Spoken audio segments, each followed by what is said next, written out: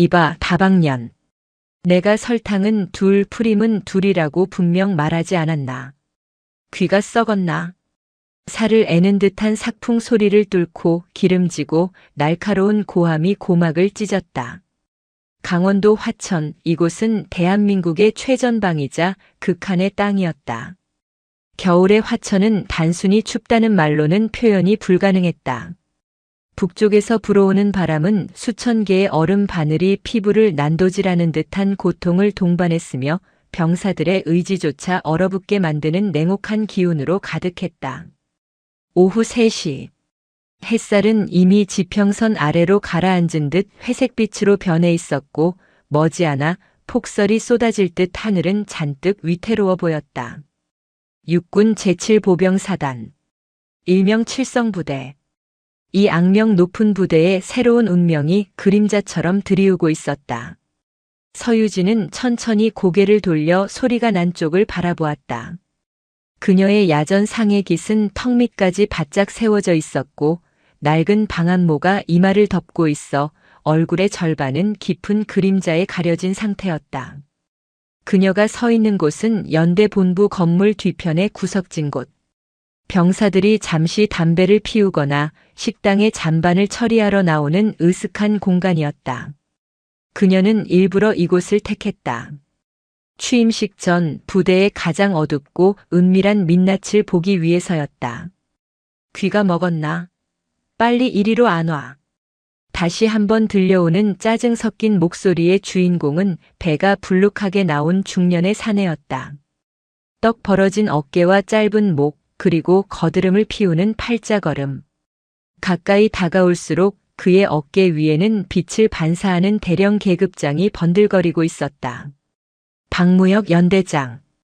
서유진이 이곳 칠성부대에 부임하기 전부터 익히 들어왔던 이 부대 내에서 왕처럼 군림하는 악명 높은 이름이었다. 그는 규정보다 자신의 기분이 우선이었으며 부하들을 자신의 손발처럼 부리는 것을 넘어 노예처럼 취급하는 작자로 소문나 있었다. 서유진은 아무런 대꾸 없이 그를 응시했다. 그녀의 눈동자는 화천의 겨울보다 더 차갑고 깊었다. 707특 수임무단 시절 생사를 넘나드는 작전지에서 수없이 마주했던 테러리스트들의 눈빛보다 눈앞에 이 탐욕스러운 사내의 눈빛이 훨씬 더 역겹고 불쾌하게 느껴졌다. 그녀의 머릿속에는 이미 수많은 정보들이 정리되고 있었다.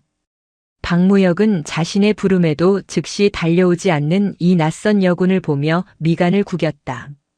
그는 서유진의 위아래를 훑어보았다. 펑퍼짐한 야전 상해 때문에 계급장은 보이지 않았다. 하지만 이 춥고 으슥한 곳에서 연대 본부 뒤편을 서성이는 젊은 여군이라니. 그의 머릿속 회로는 아주 단순하고 편협하게 돌아갔다. 새로 온다는 간호장교인가 보군. 얼마 전 사단 의무대에서 파견 나올 신임 간호장교에 대한 보고를 받은 기억이 났다. 박무혁은 입가에 비릿한 미소를 머금었다. 안 그래도 지루하던 차에 잘 걸렸다는 표정이었다. 그는 성큼 다가와 서유진의 코앞에 섰다.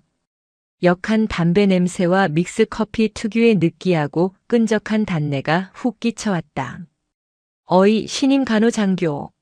전입신고도 안 하고 여기서 농땡이 피우나? 박무혁의 목소리에는 권위적인 오만함이 가득 차 있었다. 그는 당연히 상대가 자신에게 겁을 먹고 관등 성명을 대며 벌벌 떨 것이라 예상했다. 하지만 서유진은 미동도 하지 않았다. 그저 주머니에 찔러 넣은 손을 빼지 않은 채 무표정한 얼굴로 그를 올려다볼 뿐이었다. 사람을 봤으면 경례를 해야 할 것 아니야. 군기가 아주 빠졌구만. 요즘 여군들은 다 이래. 어이. 박무혁은 손가락질까지 해가며 목소리를 높였다. 마침 식당에서 나오던 병사 몇 명이 겁에 질린 표정으로 그 모습을 훔쳐보고는 황급히 고개를 숙이며 사라졌다.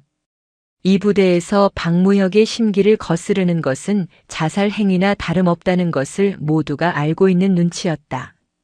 서유진은 속으로 얕은 한숨을 삼켰다.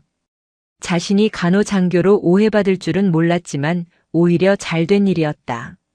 사단장 취임식 전에 부대의 민낯을 보고 싶어 일부러 수행원 한 명 없이 계급장을 가린 채 자맹을 나온 것이었다. 그리고 그 결과는 기대 이상, 아니 예상보다 훨씬 최악이었다. 죄송합니다만 누구십니까? 서유진의 입에서 나온 말은 박무혁의 예상을 완전히 벗어난 것이었다. 낮고 차분하지만 묘하게 등골을 서늘하게 만드는 목소리. 박무혁은 잠시 멍하니 있다가 이내 얼굴이 불그락푸르락해졌다. 감히 일개 위관급 장교가, 그것도 새파랗게 어린 여자가 하늘 같은 연대장에게 누구냐고 묻다니. 뭐? 누구시냐고? 기가 막혀서. 야, 너 내 얼굴 몰라? 나 박무혁이야. 이 연대의 주인이라고. 박무혁은 씩씩거리며 서유진의 어깨를 툭 밀쳤다. 그러나 서유진은 바위처럼 꿈쩍도 하지 않았다. 오히려 밀쳐진 것은 박무혁의 손이었다. 단단한 근육으로 다져진 그녀의 몸은 겉보기와는 전혀 달랐다. 박무혁은 손끝에 전해진 그 단단한 감촉에 흠칫했지만 이내 분노가 그 의구심을 덮어버렸다. 이게 진짜 돌았나? 당장 직속 상관 호출해. 영창 가고 싶어 환장했어. 그는 고래고래 소리를 지르며 주변을 둘러보았다. 하지만 매서운 바람 소리에 묻혀 그의 고함은 공허하게 흩어졌다. 날씨가 춥군요. 들어가시는 게 좋겠습니다. 서유진은 여전히 침착했다. 그녀의 태도는 상대를 무시하는 것이 아니라 아예 상대할 가치조차 느끼지 못하는 듯한 초월적인 태도였다. 그것이 박무혁의 자존심을 더 끔찍하게 긁어놓았다. 너 이름이 뭐야? 관등 성명돼. 당장. 박무혁이 악을 쓰며 다가오자 서유진은 살짝 고개를 기울였다. 방한모 챙 아래로 드러난 그녀의 눈빛이 순간 번뜩였다. 마치 먹잇감의 목덜미를 노리는 맹수와도 같은 살기였다. 707 시절 테러리스트들을 제압하기 직전에나 보였던 그 눈빛이었다. 커피. 박무혁은 뜬금없이 말을 바꿨다. 분노를 사귀지 못한 채 씩씩대던 그는 갑자기 비열한 표정을 지으며 명령조로 내뱉었다.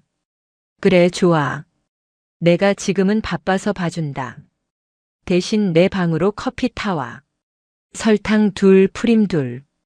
아주 달달하게. 그리고 와서 무릎 꿇고 제대로 사과해. 안 그러면 너군 생활 오늘로 끝장인 줄 알아. 그는 자신의 말이 법이고 진리라고 믿어 의심치 않는 전형적인 시대착오적 군인이었다. 초면인 장교를 개인 다방 종업원 부리듯 대하는 저 태도. 서유진의 머릿속에 수집된 정보들이 빠르게 정리되었다. 병사들의 위축된 태도, 지휘관의 오만방자함, 규정과 절차를 무시하는 아나무인의 언행. 이것은 단순한 개인의 일탈이 아니라 부대 전체를 썩게 만드는 악성 종양이었다. 커피라. 서유진이 작게 중얼거렸다. 뭐해? 안 들려? 귀까지 먹었어? 빨리 튀어가서 타오지 않고. 박무혁은 손목에 찬 금장 시계를 과시하듯 흔들어 보였다. 오후 3시 반. 점심을 먹고 나른해질 시간. 그는 자신의 권력을 확인하고 싶어 안달이 난 상태였다. 서유진은 천천히 한 걸음 다가갔다. 박무혁은 그녀가 순순히 명령을 따르려나 보다 생각하고 의기양양하게 어깨를 폈다. 하지만 서유진의 시선은 박무혁의 얼굴이 아닌 그의 왼쪽 가슴에 달린 명찰에 고정되어 있었다. 박무혁. 그녀는 마음속으로 그 이름을 또박또박 새겼다. 마치 데스노트에 이름을 적어 넣듯 차갑고 건조하게. 그리고 시선을 올려 박무혁의 눈을 똑바로 응시했다. 그 눈빛에는 그 어떤 두려움도 존경도 없었다. 오직 처분만을 기다리는 폐기물을 바라보는 듯한 서늘한 경멸만이 담겨 있었다. 내일 뵙겠습니다. 박무혁 연대장님. 서유진은 짧게 한마디를 남기고 몸을 돌렸다. 뭐? 내일? 야, 어디가? 커피 타오라니까. 박무혁이 뒤에서 길길이 날뛰었지만 서유진은 뒤도 돌아보지 않았다. 그녀의 발걸음은 군더더기 없이 깔끔하고 절도 있었다. 눈 덮인 연병장을 가로지르는 그녀의 뒷모습은 거센 눈보라 속에서도 흔들림 없는 한 그루의 고목 같았다. 박무혁은 멍하니 그녀의 뒷모습을 바라보다가 바닥에 가래침을 뱉었다. 될 수 없는 년. 내일 두고 보자. 내일은 아주 내년 눈에서 피눈물이 나게 만들어줄 테니까. 그는 자신이 내뱉은 말이 어떤 결과로 돌아올지 꿈에도 상상하지 못했다. 내일은 신임 사단장의 취임식이 있는 날이었다. 그리고 그는 자신의 목을 조여올 올가미를 제 손으로 튼튼하게 엮어놓은 셈이었다. 서유진은 연대 정문을 빠져나와 대기시켜둔 지프차 쪽으로 향했다. 운전병이 황급히 내려 뒷문을 열었다. 차가운 가죽 시트에 몸을 묻자 그제야 긴장이 풀리는 것이 아니라 오히려 더 날카로운 전의가 타올랐다. 차창 밖으로 보이는 칠성부대의 풍경은 스산했다. 하지만 그녀의 눈에는 이 황량한 풍경 너머로 내일 벌어질 파란의 전조가 보였다. 사단장님, 어디로 모실까요? 운전병의 조심스러운 질문에 서유진은 방한모를 벗었다. 흘러내린 머리카락 사이로 드러난 그녀의 얼굴은 얼음장처럼 차가웠지만 입가에는 아주 미세한 그러나 섬뜩한 미소가 걸려 있었다. 사단 본부로. 준비할 게 많아. 그녀는 창문 밖으로 멀어지는 연대 건물을 곁눈으로 바라보며 나지막이 의졸였다. 박무혁 연대장. 기억해두지. 그 커피 내일은 아주 뜨겁게 마시게 될 거야. 지프차가 눈길을 헤치며 멀어져 갔다. 화천의 오후 4시. 회색빛 하늘에서 기어이 눈발이 날리기 시작했다. 그것은 칠성부대에 닥쳐올 거대한 피바람을 예고하는 서곡과도 같았다. 서유진의 손끝이 무의식적으로 가죽 시트를 톡톡 두드렸다. 그것은 마치 사냥감을 조준하고 방아쇠를 당기기 직전의 카운트다운처럼 느껴졌다. 그녀에게 용서라는 단어는 사전에 없었다. 특히 군복을 입고 군인의 명예를 더럽히는 자들에게는 더더욱. 707특수임무단 시절 그녀의 별명은 마녀였다. 한번 문 사냥감은 뼈까지 씹어먹는다는 독종. 내일 박무혁은 그 마녀가 왜 전설이 되었는지 뼈저리게 깨닫게 될 것이다. 차창 밖으로 흩날리는 눈발이 굵어졌다. 서유진은 눈을 감고 내일 있을 취임식 단상 위에서의 풍경을 그렸다. 자신의 앞에 도열한 병력들, 그리고 그 맨 앞줄에서 사색이 되어 벌벌 떨 박무혁의 얼굴을 상상하자 비로소 가슴속에 체증이 조금은 내려가는 듯 했다. 전쟁은 이미 시작되었다. 총성 없는 전쟁. 그러나 그 어떤 전투보다 잔혹하고 처절한 응징의 시간이 다가오고 있었다. 강원도 화천의 아침은 단순히 해가 뜨는 시간이 아니었다. 그것은 밤새 얼어붙은 대지가 비명을 지르며 깨어나는 고통의 시간이었다. 오전 9시. 육군 제7보병사단 사령부 대연병장에는 팽팽한 긴장감이 감돌았다. 차가운 칼바람이 기대 위에서 펄럭이는 부대기를 사정없이 때렸지만 연병장의 도열한 수천 명의 병력은 미동조차 없었다. 그들의 입에서 뿜어져 나오는 하얀 입김만이 이곳에 생명체가 존재함을 증명하고 있었다. 오늘은 제7보병사단 제55대 사단장 취임식이 있는 날이었다. 단상 바로 아래 연대장들이 도열한 줄의 가장 앞자리에 박무혁 대령이 서 있었다. 그는 추위에 잔뜩 어깨를 웅크린 채 자신의 부관인 작전 장교에게 신경질적인 목소리로 투덜거렸다. 젠장, 날씨 한번 더럽게 춥네. 신임 사단장은 뭐하는 위인이라 이 날씨에 취임식을 야외에서 하고 난리야. 강당 놔두고. 박무혁은 습관적으로 바닥에 침을 뱉으려다 주변의 눈을 의식하고 꿀꺽 삼켰다. 어제 만난 그 당돌한 여군 생각에 밤잠을 설친 탓에 머리가 지끈거렸다. 그 건방진 계집애. 오늘 행사가 끝나면 의무대장 쥐잡듯이 잡아서라도 기어이 내 앞에 무릎 꿇리고 말겠다. 그는 어금니를 꽉 깨물었다. 감히 연대장인 자신에게 눈을 부라리며 내일 보자고 했던 그 눈빛이 뇌리에서 떠나지 않았다. 건방진 것들은 초장에 밟아놔야 직성이 풀리는 그였다. 연대장님, 넥타이가 조금 비뚤어졌습니다. 부관이 조심스럽게 속삭였다. 박무혁은 귀찮다는 듯 손을 내저었다. 아, 됐어. 누가 본다고 그래? 어차피 새로 오는 사단장, 여자라며? 여자가 뭘 알겠어? 그냥 본부에서 시키는 대로 서류나 결제하다 가겠지. 707 출신이라고 떠들어대던데 다 헛소문일 거야. 여자가 특수부대는 무슨. 그의 목소리에는 뿌리 깊은 남성 우월주의와 오만함이 배어 있었다. 그는 자신의 군화코가 흑투성이인 것도 정복 바지의 주름이 엉망인 것도 신경 쓰지 않았다. 어차피 이 부대의 실세는 자신이라고 믿었기 때문이다. 오전 9시 50분. 사단장님 입장하십니다. 사회자의 우렁찬 목소리가 연병장에 울려 퍼졌다. 군악대의 웅장한 연주가 시작되었고 모든 병력의 시선이 연병장 입구로 쏠렸다. 검은색 지휘관용 세단이 미끄러지듯 들어와 단상 옆에 멈춰 섰다. 박무혁은 심드렁한 표정으로 그 광경을 지켜보았다.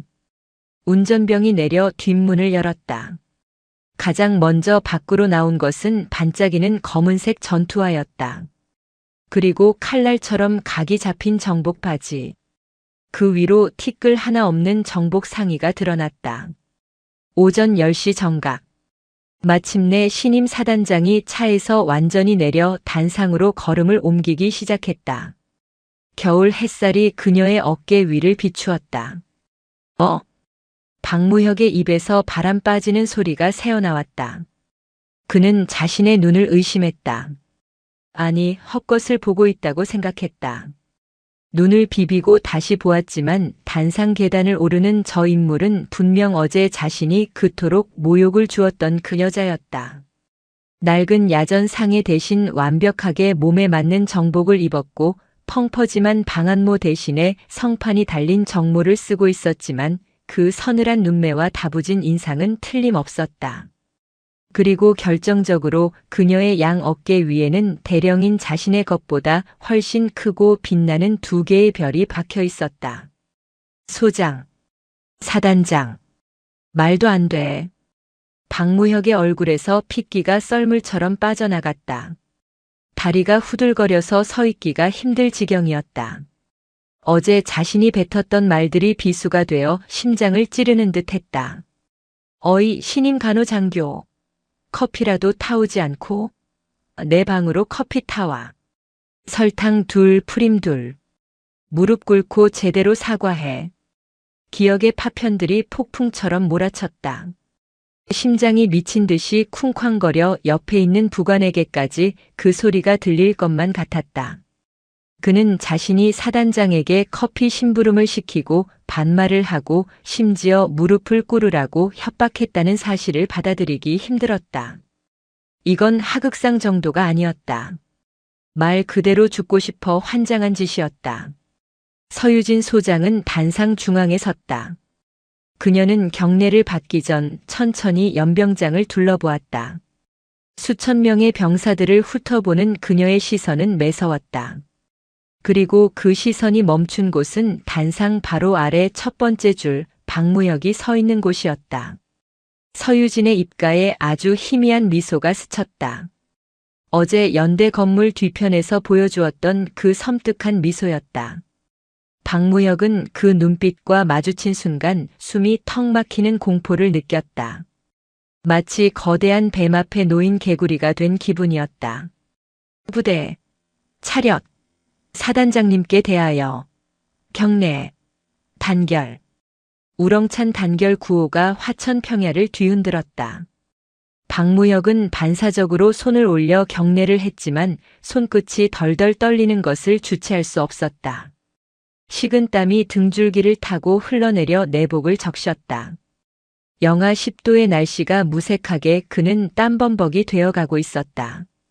서유진이 답례를 하고 마이크 앞에 섰다. 그녀는 준비된 취임사 원고를 펴지 않았다. 대신 원고를 덮어버리고는 차가운 금속성의 목소리로 입을 열었다. 제7보병사단 장병 여러분. 사단장 서유진 소장이다. 스피커를 타고 흐르는 그녀의 목소리는 건조했지만 묵직한 힘이 실려 있었다. 나는 오늘 여러분에게 사탕 발림 같은 약속을 하러 온 것이 아니다. 군인은 군인다워야 하고 지휘관은 지휘관다워야 한다. 하지만 내가 어제 미리 둘러본 우리 부대의 모습은 실망스러웠다. 연병장에 찬물을 끼얹은 듯한 정적이 흘렀다. 병사들도 간부들도 모두 긴장했다. 취임식에서 이런 식의 직설적인 화법을 구사하는 지휘관은 처음이었다. 계급을 권력으로 착각하고 부하를 산호비처럼 부리며 군기를 무너뜨리는 자들이 이 부대에 기생하고 있다. 서유진의 시선이 다시 한번 박무혁을 향해 꽂혔다. 박무혁은 고개를 들 수가 없었다. 땅이 갈라져서 그 속으로 숨고 싶은 심정뿐이었다. 나는 707특 수임무단에서 복무하며 배웠다. 적은 외부에만 있는 것이 아니다. 내부를 썩게 만드는 자가 더 무서운 적이다. 나는 오늘부터 그 내부의 적을 도려내는 수술을 집도할 것이다. 수술. 그 단어가 박무혁의 귓가에 사형 선고처럼 울렸다. 서유진이 잠시 말을 멈추었다. 그 짧은 침묵이 박무혁에게는 영겁의 시간처럼 느껴졌다. 초면의 상관을 알아보지 못하고 커피 심부름을 시키며 위세를 떨던 어떤 용감한 장교가 있더군. 연병장 곳곳에서 웅성거리는 소리가 들려왔다. 설마 사단장한테 누가 그런 미친 짓을 하는 속삭임들이었다. 박무혁의 얼굴은 이제 하얗다 못해 흑빛으로 변해 있었다. 다리에 힘이 풀려 휘청거리자 옆에 있던 다른 연대장이 의아한 눈빛으로 그를 쳐다보았다. 그 커피 아주 기대하고 있다. 얼마나 달콤하게 타올지. 서유진은 박무혁을 뚫어지게 바라보며 말을 이었다. 이상 취임사는 그것으로 끝이었다. 짧고 강렬하며 누군가에게는 지옥의 서막을 알리는 선전포고였다. 취임식이 끝나고 서유진이 단상을 내려왔다. 예하 지휘관들이 도열하여 그녀와 악수를 하기 위해 기다리고 있었다.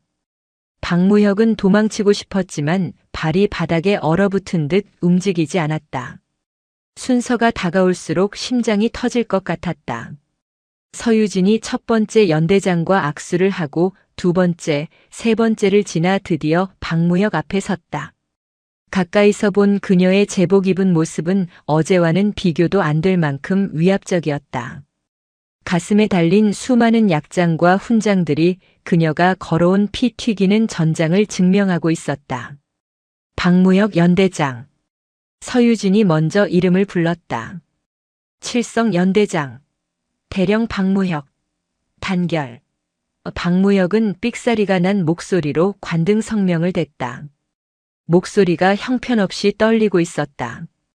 서유진은 악수를 청하지 않았다. 그저 싸늘한 눈으로 그를 내려다볼 뿐이었다. 어제는 반말을 참 잘하던데 오늘은 왜 이렇게 떨어? 날씨가 추워서 그런가? 아니면 그녀가 몸을 살짝 숙여 박무혁의 귀에 대고 나직하게 속삭였다. 주변 사람들은 듣지 못할 오직 박무혁만을 위한 미러였다. 내가 간호장교가 아니라서 실망했나? 사단장님, 그게 저는 정말 모르고. 박무혁이 변명을 하려 했지만 혀가 굳어 말이 제대로 나오지 않았다. 시끄러워. 서유진이 말을 뚝 잘랐다. 변명은 군사법정이나 징계위원회에서 듣도록 하지. 지금 당장 내 집무실로 와. 올 때 알지? 커피. 그녀는 싸늘하게 웃었다. 설탕 2, 프림 2. 맛이 조금이라도 이상하면 자네 군복을 벗겨서 저 철조망 밖에 걸어두겠어. 서유진은 대답도 기다리지 않고 돌아섰다. 그녀를 따르는 참모들의 발걸음 소리가 멀어졌다. 홀로 남겨진 박무혁은 그대로 바닥에 주저앉을 뻔했다. 바람이 윙거리며 박무혁의 귓가를 때렸다. 그것은 마치 너는 이제 끝났다고 조롱하는 듯한 소리였다. 주변의 다른 연대장들이 수군거리며 그를 힐끔거렸다. 이미 눈치 빠른 자들은 상황을 파악하고 그와 거리를 두기 시작했다. 어제까지만 해도 부대의 제왕이었던 그가 하루아침에 썩은 고기 취급을 받게 된 것이다. 박무혁은 떨리는 손으로 이마에 식은땀을 닦아냈다. 하지만 닦아도 식은땀은 멈추지 않았다. 끝장이다. 그의 머릿속에는 오직 그 생각뿐이었다. 하지만 그는 몰랐다. 이것은 단순한 끝이 아니라 서유진이 준비한 처절한 지옥도의 시작일 뿐이라는 것을. 사단장 집무실. 서유진은 정모를 벗어 책상 위에 올려두었다. 널찍한 집무실 창밖으로 칠성부대의 전경이 한눈에 들어왔다. 그녀는 가죽 장갑을 천천히 벗으며 책상 위에 놓인 서류철을 바라보았다. 제7보병사단 내부 부조리 및 비리 의혹 보고서. 상급 부대 정보처에 있던 동기가 몰래 챙겨준 파일이었다. 그 맨 위에는 박무혁이라는 이름이 붉은 펜으로 동그라미 쳐져 있었다. 똑똑. 노크 소리가 들렸다. 들어와. 문이 열리고 쟁반을 든 박무혁이 들어왔다. 덩치 큰 사내가 어깨를 잔뜩 웅크리고 들어오는 모습은 우스꽝스럽기까지 했다. 덜덜 떨리는 차잔 속에 커피가 찰랑거리며 밖으로 흘러넘치고 있었다. 가져왔습니다. 사단장님. 박무혁은 죄인처럼 고개를 숙인 채 커피잔을 책상 위에 내려놓았다. 달달 볶은 커피 향이 방 안에 퍼졌다. 서유진은 의자의 깊숙이 몸을 기대고 다리를 꼬았다. 그리고 턱짓으로 커피를 가리켰다. 마셔. 네. 저는 내가 탄 커피가 어떤 맛인지 내가 먼저 맛을 봐야지. 혹시 독이라도 탔을지 누가 아나. 사단장님, 어찌 그런 말씀을. 박무혁이 펄쩍 뛰었지만 서유진의 표정은 변화가 없었다. 마시라고 했다. 명령이야. 박무혁은 울상을 지으며 뜨거운 커피 잔을 들었다. 입천장이 데일 정도로 뜨거웠지만 뱉을 수도 없었다. 그는 억지로 뜨거운 액체를 목구멍으로 넘겼다. 맛이 어떤가? 답니다. 달아요. 그래. 인생이 항상 그렇게 달달하면 좋겠지. 박무혁 대령.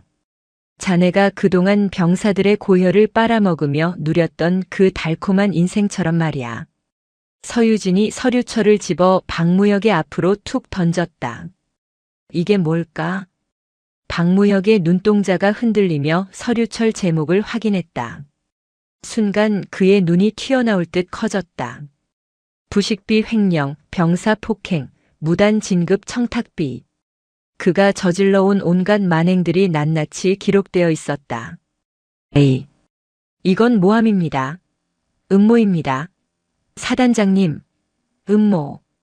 707 특수임무단에서 내가 제일 잘하던 게 뭔지 알아? 썩은 부위 도려내기야. 나는 확실하지 않으면 칼을 뽑지 않아. 서유진이 자리에서 일어났다. 그녀가 한 걸음씩 다가올 때마다 박무혁은 뒷걸음질 쳤다. 지금부터 자네 직무는 정지된다. 헌병대에서 수사관들이 대기하고 있어. 나가서 그들에게 자네의 억울함을 호소해봐. 들어줄지는 모르겠지만. 사단장님, 한 번만 봐주십시오. 제가 죽을 죄를 지었습니다. 충성으로 보답하겠습니다. 박무혁이 기어이 바닥에 무릎을 꿇었다. 어제 그가 서유진에게 요구했던 그 자세였다.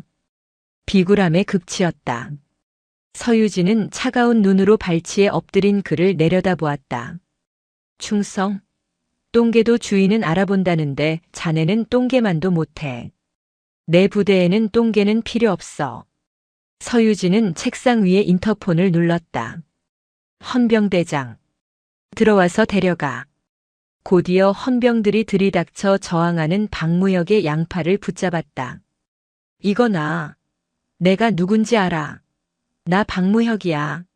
사단장님, 사단장님. 박무혁의 절규가 복도로 멀어져 갔다. 문이 닫히고 다시 정적이 찾아왔다. 서유진은 박무혁이 타왔던 식어가는 커피 잔을 들어 올렸다. 그리고 한 모금도 마시지 않고 그대로 쓰레기통에 쏟아버렸다. 역겹군. 그녀는 창가로 다시 다가갔다. 이제 겨우 하나를 처리했을 뿐이다.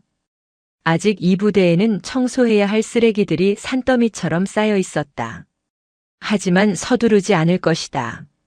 사냥은 이제 막 시작되었으니까. 그녀의 눈빛이 화천의 회색 하늘보다 더 짙게 가라앉았다. 다음 타겟은 누구인가? 그녀는 이미 알고 있다는 듯 책상 위에 놓인 조직도를 쳐다보았다. 오후 4시. 박무혁 연대장의 긴급 체포 소식은 삽시간에 칠성부대 전체로 퍼져나갔다. 마치 마른 장작더미에 불이 붙은 것처럼 소문은 꼬리에 꼬리를 물고 병영식당, 생활관, 심지어 경계 초소까지 번졌다. 사단장이 취임 첫날, 그것도 부임하자마자 실세 연대장을 헌병대로 넘겨버렸다는 사실은 전무후무한 충격이었다. 사단본부 청사 2층. 참모장실 창밖으로 흩날리는 눈발을 바라보는 한 남자의 등 뒤로 무거운 정적이 흘렀다. 신강철 대령. 사단의 살림을 책임지는 참모장이자 박무혁과는 육군 사관학교 선후배 사이로 끈끈하게 엮인 인물이었다. 그는 박무혁처럼 무식하게 힘을 과시하는 타입이 아니었다. 뱀처럼 차갑고 계산적이며 자신의 손에 피를 묻히지 않고 일을 처리하는 지능형 인물이었다. 참모장님, 이거 상황이 심상치 않습니다. 서유진 소장, 보통 내기가 아닙니다. 박무혁을 저렇게 단칼에 베어낼 줄은 몰랐습니다. 소파에 앉아 초조하게 다리를 떨던 군수 참모가 입을 열었다. 그의 이마에는 식은 땀이 송골송골 맺혀 있었다. 박무혁이 행동대장이었다면 군수 참모는 그들의 자금줄을 담당하는 금고직이나 다름없었다. 신강철은 천천히 몸을 돌렸다. 그의 안경 너머로 비치는 눈빛은 파충류의 그것처럼 서늘했다. 박무혁은 멍청했어. 내가 그렇게 몸조심하라고 일렀거늘. 눈앞에 보이는 게 없으니 사단장을 알아보지도 못하고 날뛰었지. 스스로 무덤을 판 거야. 그렇다고 손 놓고 있을 수는 없지 않습니까? 다음 타겟은 뻔합니다. 군수 라인, 인사 라인. 다 털릴 겁니다. 707 특수임무단 출신이라더니 정보력이 장난이 아닙니다. 인사참모가 거들었다. 방 안에는 짙은 담배 연기가 자욱했다. 불안감이라는 독가스가 그들의 폐부 깊숙이 스며들고 있었다. 흥분하지 마. 신강철은 차분했다. 서유진은 이제 갓 부임한 외부인이야. 이 부대의 뿌리가 얼마나 깊고 질긴지 아직 모를 거다. 박무혁 하나 잘라냈다고 승리감에 도취되어 있겠지. 그게 빈틈이다. 신강철은 책상 위에 놓인 사단 조직도를 손가락으로 두드렸다. 우리는 절차와 규정으로 맞선다. 놈이 칼을 휘두르면 우리는 손뭉치로 그 칼을 받아내는 거야. 아무리 날카로운 칼도 젖은 솜을 베기는 힘든 법이지. 그때 참모장실에 전화벨이 요란하게 울렸다. 신강철이 수화기를 들었다. 참모장입니다. 수화기 너머로 비서실장의 다급한 목소리가 들려왔다. 사단장님께서 지금 군수 참모님과 참모장님을 호출하셨습니다. 당장 집무실로 오시랍니다. 신강철의 눈썹이 꿈틀했다. 알았다. 전화를 끊는 신강철은 군수 참모를 바라보며 비릿하게 웃었다. 호랑이가 이빨을 드러내는군. 가자. 가서 그 이빨이 얼마나 날카로운지 확인이나 해보자고. 오후 4시 30분. 사단장 집무실. 공기는 얼음장처럼 차가웠다. 난방이 돌아가고 있었지만 서유진이 내뿜는 기운이 방 안의 온도를 10도는 낮추어 놓은 듯 했다. 책상 위에는 그녀가 직접 검토한 군수 관련 서류들이 산더미처럼 쌓여 있었다. 신강철과 군수 참모가 경례를 붙였다. 충성. 부르셨습니까? 단결. 서유진은 서류에서 눈을 떼지 않은 채 손짓으로 소파를 가리켰다. 두 사람이 자리에 앉자 서유진은 펜을 내려놓고 그들을 응시했다. 그녀의 눈빛은 마치 엑스레이처럼 두 사람의 마음속을 꿰뚫어 보는 듯 했다. 군수 참모. 서유진이 조용히 입을 열었다. 지난 겨울 우리 사단의 난방유 수급 내역을 보니 아주 흥미롭더군. 군수 참모가 침을 꼴깍 삼켰다. 올 것이 왔다는 표정이었다. 기록상으로는 전 예하 부대의 정량 100%가 보급된 것으로 되어 있어.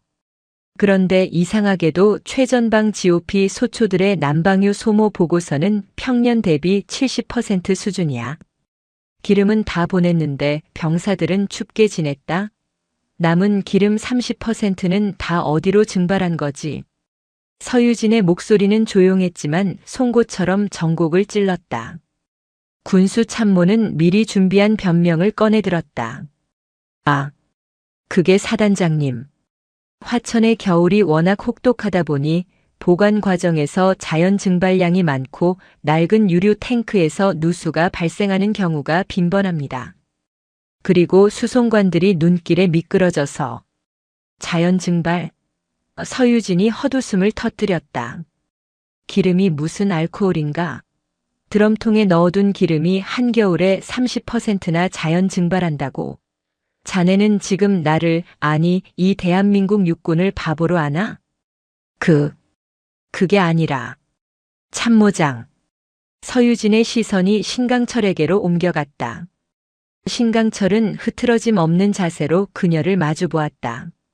그는 절대 당황한 기색을 내보이지 않았다. 예, 사단장님. 자네가 사단 살림을 총괄하지. 이따위 엉터리 보고서가 자네 선에서 결재가 났다는 게 믿기지가 않는군. 혹시 자네도 이 마법의 증발 현상을 믿는 건가? 신강철은 안경을 고쳤으며 차분하게 대답했다. 그의 목소리에는 어떠한 동요도 없었지만 속으로는 이 여자의 날카로운 통찰력에 소름이 돋았다. 사단장님, 현장의 사정은 서류와 다를 때가 많습니다. 군수 참모가 실무적인 어려움을 설명하려던 것 같습니다. 부임하신 지 얼마 안 되어 아직 우리 부대의 특수성을 잘 모르실 수 있습니다만 관례적으로 처리되는 오차범위라는 게. 관례. 서유진이 자리에서 벌떡 일어났다. 그녀가 책상을 쾅 하고 내려치자 차잔이 달그락거렸다. 병사들이 추위에 떨며 잠을 못 자는데 기름을 빼돌려 팔아먹는 게 이 부대의 관례인가? 그걸 묵인해 주는 게 이 부대의 특수성이고. 서유진은 책상 뒤에서 걸어 나와 신강철의 코앞까지 다가갔다. 그녀의 얼굴은 분노로 차가웠지만 그 분노는 사적인 감정이 아니라 군인의 명예에 대한 치열한 수호 의지였다. 나는 707 특수임무단에서 수많은 테러리스트를 상대했어. 그놈들도 항상 변명은 있었지. 대의를 위해서, 조직을 위해서. 하지만 내 눈에는 그냥 범죄자일 뿐이었어. 너희들도 마찬가지야. 신강철의 표정이 처음으로 굳어졌다. 이 여자는 말이 통하지 않는다. 협상이나 타협이 여지가 없는 순수한 원칙주의자. 그들이 가장 까다롭게 여기는 유형이었다. 그는 그녀의 눈 속에서 자신들이 걸어온 모든 더러운 행위들을 비추는 거대한 거울을 본 듯했다. 오늘 저녁부터 전 부대 유류고 불시 점검을 실시한다. 내가 직접 갈 거야.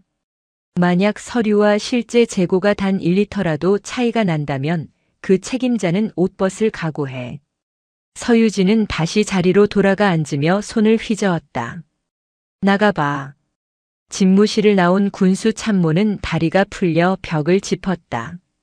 참모장님, 어떡합니까? 유류고 털리면 끝장입니다. 장부에 없는 이중 탱크며 빼돌린 드럼통들, 오늘 밤에 다 들킬 겁니다. 신강철은 복도 창가에 서서 어두워지는 화천의 하늘을 바라보았다. 눈발이 점점 굵어지고 있었다. 오늘 밤이라고 했지. 그의 눈빛이 음흉하게 번뜩였다. 분노는 사라지고 오직 냉혹한 계산만이 남았다. 이대로 무너질 수는 없었다. 박무혁의 체포로 흔들린 조직을 다잡기 위해서라도 이 마녀를 반드시 제거해야 했다. 그가 가진 막대한 비리 네트워크를 지키기 위한 마지막 몸부림이었다. 화천의 밤길은 위험해. 눈도 많이 오고 미끄럽지. 특히 GOP로 올라가는 산길은 사고가 잦은 곳이야. 군수 참모는 숨을 들이켰다. 신강철이 무슨 생각을 하는지 깨달은 것이다. 설마. 겁먹지 마. 죽이자는 게 아니야. 그냥 조금 겁만 주자는 거지. 이 부대가 얼마나 무서운 곳인지 신고식을 좀 더 거칠게 치러주면 돼. 신강철은 낮은 목소리로 속삭였다. 차량 정비관에게 연락해. 사단장 1호차 브레이크 라인이 좀 헐거워진 것 같다고. 그는 싸늘하게 웃으며 자신의 집무실로 향했다. 어둠이 칠성부대를 집어삼키고 있었다. 나는 군복에 묻은 피는 닦아도 군인의 명예에 묻은 더러운 피는 용서하지 않는다. 저녁 7시. 서유진은 야전 상의를 걸쳐 입고 관사를 나섰다. 비서실장과 수행원들이 만류했지만 그녀는 고집을 꺾지 않았다. 그녀는 직감적으로 느끼고 있었다. 오늘 밤 자신을 향한 적들의 시선이 평소보다 훨씬 강렬하다는 것을. 이 시찰은 단순한 유류고 점검이 아니라 자신을 제거하기 위한 적들의 마지막 도발이 될 것임을. 수행비서 한 명만 대동한다. 1호차 대기시켜. 그녀는 서류상의 숫자가 아닌 이 추위 속에서 복무하는 병사들의 진짜 눈물을 봐야만 했다. 그것이 자신이 이 자리에 온 이유였다. 검은색 지프차가 눈보라를 뚫고 위병소를 빠져나갔다. 목적지는 사단 내에서 가장 험하고 춥기로 소문난 연대의 GOP 지구대였다. 일명 통곡의 능선이라 불리는 곳이었다. 운전병은 긴장한 듯 핸들을 꽉 잡았다. 와이퍼가 부지런히 움직였지만 쏟아지는 눈을 감당하기 힘들었다. 길이 많이 미끄럽습니다, 사단장님. 천천히 가겠습니다. 그래. 안전이 우선이야. 서유진은 뒷좌석에서 창밖을 응시했다. 가로등 하나 없는 칠흑 같은 어둠. 그 어둠 속에 얼마나 많은 비리가 숨겨져 있을지 가늠조차 되지 않았다. 그녀의 707특 수임무단 시절 훈련받은 예민한 감각은 이 고요한 밤길이 주는 평온함 뒤에 숨겨진 차가운 살기를 놓치지 않았다. 차가 구불구불한 산길을 오르기 시작했을 때였다. 운전병의 당황한 목소리가 터져나왔다. 그의 얼굴은 백지장처럼 하얗게 질려 있었다. 왜 그래? 사단장님, 브레이크가 안 됐습니다. 지프차는 내리막길 커브를 앞두고 속도가 줄지 않았다. 오히려 가속도가 붙어 미끄러지기 시작했다. 오른쪽은 깎아지른 절벽, 왼쪽은 바위산이었다.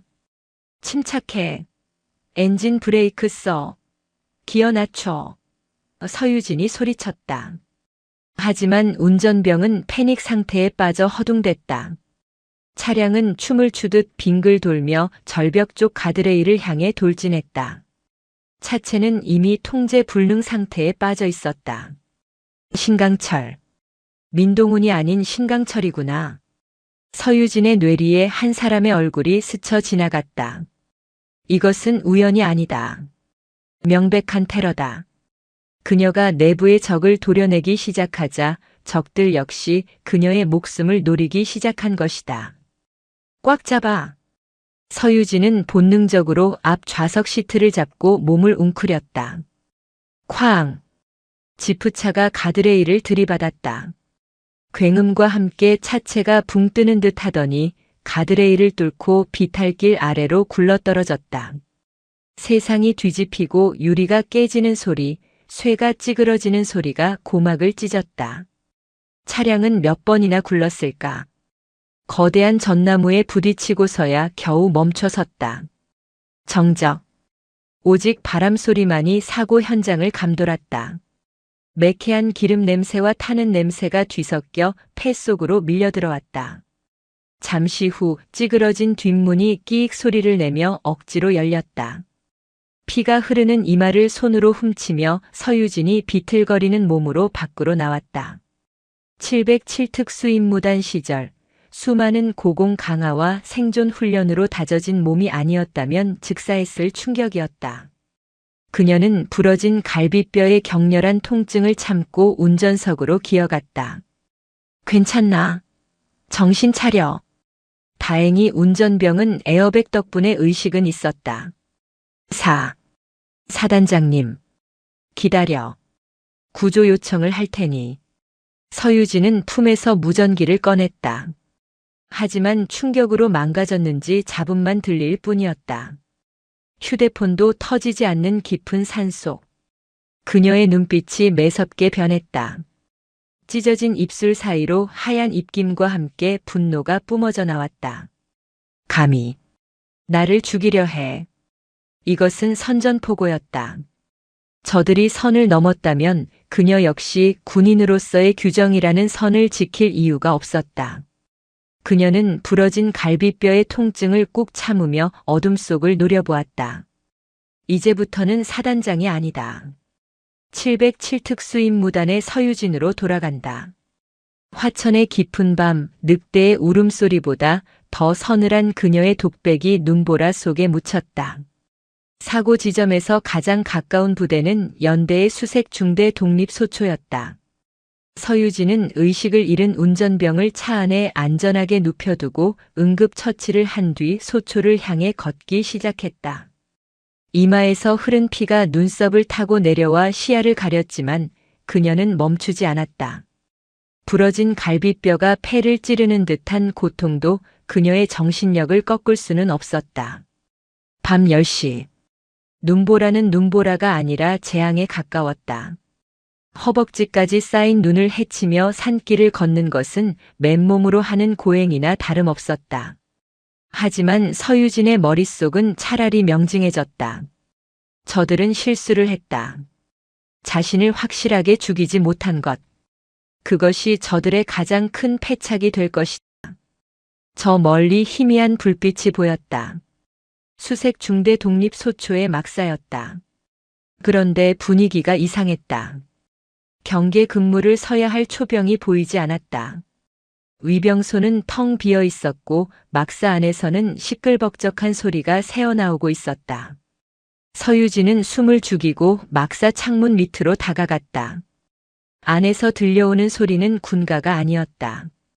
유행가 가락과 술잔 부딪히는 소리, 그리고 비명에 가까운 고함이었다. 야, 이 새끼야. 술맛 떨어지게 표정이 그게 뭐야? 웃어. 안 웃어.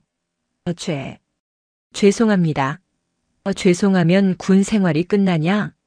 엎드려 뻗쳐. 서유진은 조심스럽게 창문 틈으로 안을 들여다보았다. 지옥도가 따로 없었다. 중대장으로 보이는 대위 한 명이 상의를 탈의한 채 술에 취해 비틀거리고 있었고 그 옆에는 하사관들이 히히덕거리며 안주를 집어먹고 있었다. 바닥에는 앳된 얼굴의 병사 하나가 엎드려 뻗쳐를 하고 있었는데 중대장은 그 병사의 등 위에 발을 올리고 짓누르고 있었다. 병사의 얼굴은 공포와 고통으로 일그러져 있었다. 주변의 다른 병사들은 구석에 몰려 공포에 질린 채 떨고 있었다. 난방이 제대로 되지 않는지 그들의 입술은 파랗게 질려 있었고 입고 있는 깔깔이 방한 내피는 낡고 해져 있었다. 기름을 빼돌린 대가로 병사들은 추위에 떨고 간부들은 그 돈으로 술판을 벌이고 있는 것이다.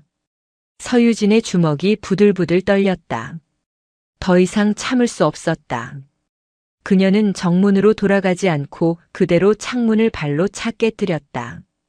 와장창. 유리 파편이 튀며 찬 바람이 막사 안으로 들이닥쳤다. 술판을 벌이던 중대장과 간부들이 소스라치게 놀라 쳐다보았다. 뭐야? 어떤 새끼야? 중대장이 깨진 창문 너머를 노려보았다. 그곳에는 피투성이가 된 채 마치 지옥에서 기어올라온 악귀 같은 형상을 한 서유진이 서 있었다. 야전 상의는 찢어지고 머리는 산발이었지만 그 눈빛만큼은 시퍼렇게 살아있었다. 서유진은 창틀을 짚고 가볍게 안으로 뛰어들었다. 누구세요? 민간인인가? 아줌마, 여기 군부대야. 미쳤어? 여기가 어디라고 들어와? 술에 취해 살이 분별이 안 되는 중대장이 비틀거리며 다가왔다. 그는 서유진의 멱살을 잡으려 손을 뻗었다. 그 순간이었다. 퍽! 둔탁한 타격음과 함께 중대장의 몸이 허공에 붕 떴다. 서유진이 순식간에 그의 팔을 낚아채 업어치기를 시전한 것이다. 중대장은 바닥에 처박히며 헛소리를 내고 기절해버렸다. 순식간에 벌어진 일에 하사관들이 얼어붙었다. 너 뭐야? 간첩이야. 행보관으로 보이는 상사가 황급히 옆에 있던 야구 방망이를 집어들었다. 다른 2명의 중사들도 주섬주섬 무기를 찾았다. 서유진은 천천히 몸을 일으켰다.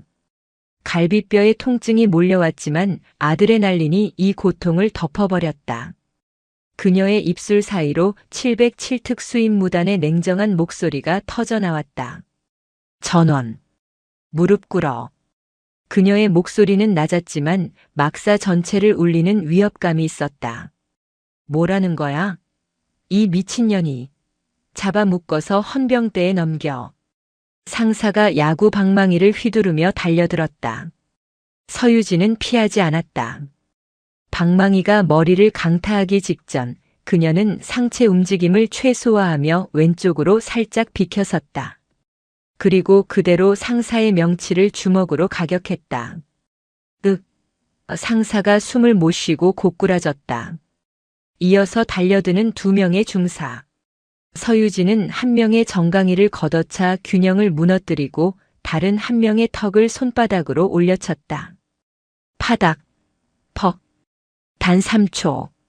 건장한 성인 남성 4명이 바닥에 나뒹굴었다. 이것이 707특 수임무단의 살인 기술이었다. 화려하지 않지만 가장 효율적이고 치명적인. 구석에 있던 병사들은 입을 다물지 못했다. 공포 영화의 한 장면을 보는 듯 했다. 서유진은 쓰러진 중대장의 머리채를 잡아 일으켰다. 그리고 그의 뺨을 세차게 때렸다. 짝, 짝.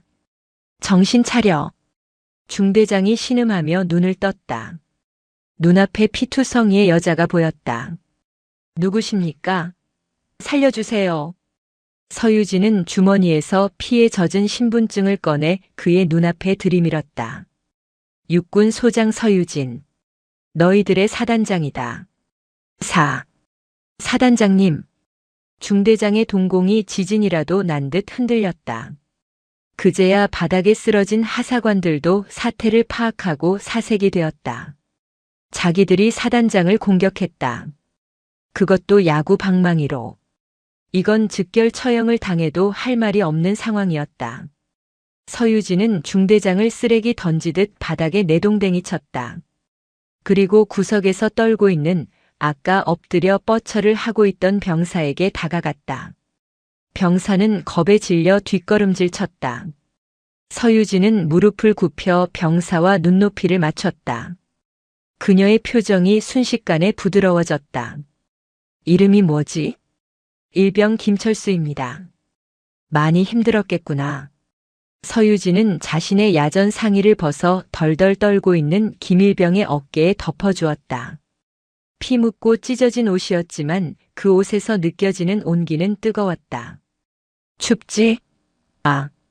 아닙니다. 괜찮습니다. 거짓말하지 마. 내가 다 봤어. 기름이 없어서 춥고 배고파서 춥고 억울해서 추운 거. 다 알아. 서유진의 따뜻한 말 한마디에 김일병의 눈에서 참았던 눈물이 터져나왔다. 사단장님, 너무 춥습니다. 집에 가고 싶습니다. 병사의 울음소리가 막사를 채웠다. 그것은 단순한 어리광이 아니었다. 부조리와 폭력 그리고 추위 속에서 생존을 위협받던 한 인간의 절규였다. 서유진은 김일병을 안아주었다. 그리고 싸늘한 눈으로 바닥에 기어다니는 간부들을 노려보았다. 잘 들어라. 오늘 밤 이 소초에서 본 것은 아무것도 없다. 너희는 그저 술에 취해 서로 싸우다가 다친 거야. 알겠나? 예, 알겠습니다. 중대장과 간부들은 살려만 달라는 듯 머리를 조아렸다. 그리고 전화기 가져와. 서유진은 행정반 전화기를 건네받았다. 다행히 유선 전화는 살아있었다. 그녀는 헌병대장이 아닌 자신이 미리 포섭해둔 외부의 조력자에게 전화를 걸었다. 사단 내부의 통신망은 이미 감청되고 있을 가능성이 높았다. 나야. 위치 추적해서 지금 당장 헬기 띄워. 무장 병력 꽉 채워서. 내 부하들이 죽어가고 있어. 전화를 끊는 서유진은 행정반 의자에 앉았다. 부러진 갈비뼈가 비명을 질렀지만 그녀는 허리를 꼿꼿이 폈다. 5분 뒤 멀리서 헬기의 프로펠러 소리가 들려왔다. 두두두두. 그 소리는 칠성부대의 썩은 살을 도려내기 위해 날아오는 심판의 소리였다. 서유진은 바닥에 엎드린 중대장에게 나직하게 말했다. 기도해라. 내가 너희를 군사재판에 넘기는 걸로 끝내기를. 만약 내 손으로 직접 처리하게 된다면 너희는 차라리 죽여달라고 빌게 될 거야. 중대장은 오줌을 지렸다. 잠시 후 헬기 서치라이트가 막사를 비추고 완전 무장한 특수부대원들이 레페를 타고 내려왔다. 그들은 사단 헌병대가 아닌 서유진의 친정인 육군본부 직할 특수부대원들이었다. 사단장님, 무사하십니까? 팀장이 달려와 경례를 했다. 상황 종료. 이 쓰레기들 전부 체포해. 그리고 내 차가 전복된 곳으로 가서 운전병을 구해라. 서둘러. 단결. 서유진은 들것에 실려 헬기로 옮겨졌다. 헬기가 이륙하며 아래를 내려다보았다. 눈 덮인 화천의 산하가 한눈에 들어왔다. 그 하얀 눈 밑에 얼마나 많은 썩은 것들이 묻혀 있을지. 그녀는 주먹을 꽉 쥐었다. 신강철 대령. 내 차에 손을 댄 대가는 아주 비쌀 거야. 내 놈의 목숨보다 더. 헬기는 어둠을 가르며 사단 본부를 향해 날아갔다. 밤 11시. 이제 진짜 전쟁이 시작되었다. 서유진은 돌아오지 못할 강을 건넜고 그 강물은 피로 붉게 물들 것이다. 다 부숴버리겠어. 707특수임무단의 방식대로. 그녀의 눈동자 속에서 푸른 불꽃이 타오르고 있었다. 그것은 복수였다. 자신의 부하들을 그리고 군인의 명예를 짓밟은 자들에 대한 처절한 복수. 새벽 2시. 사단 의무대 응급실은 아수라장이었다.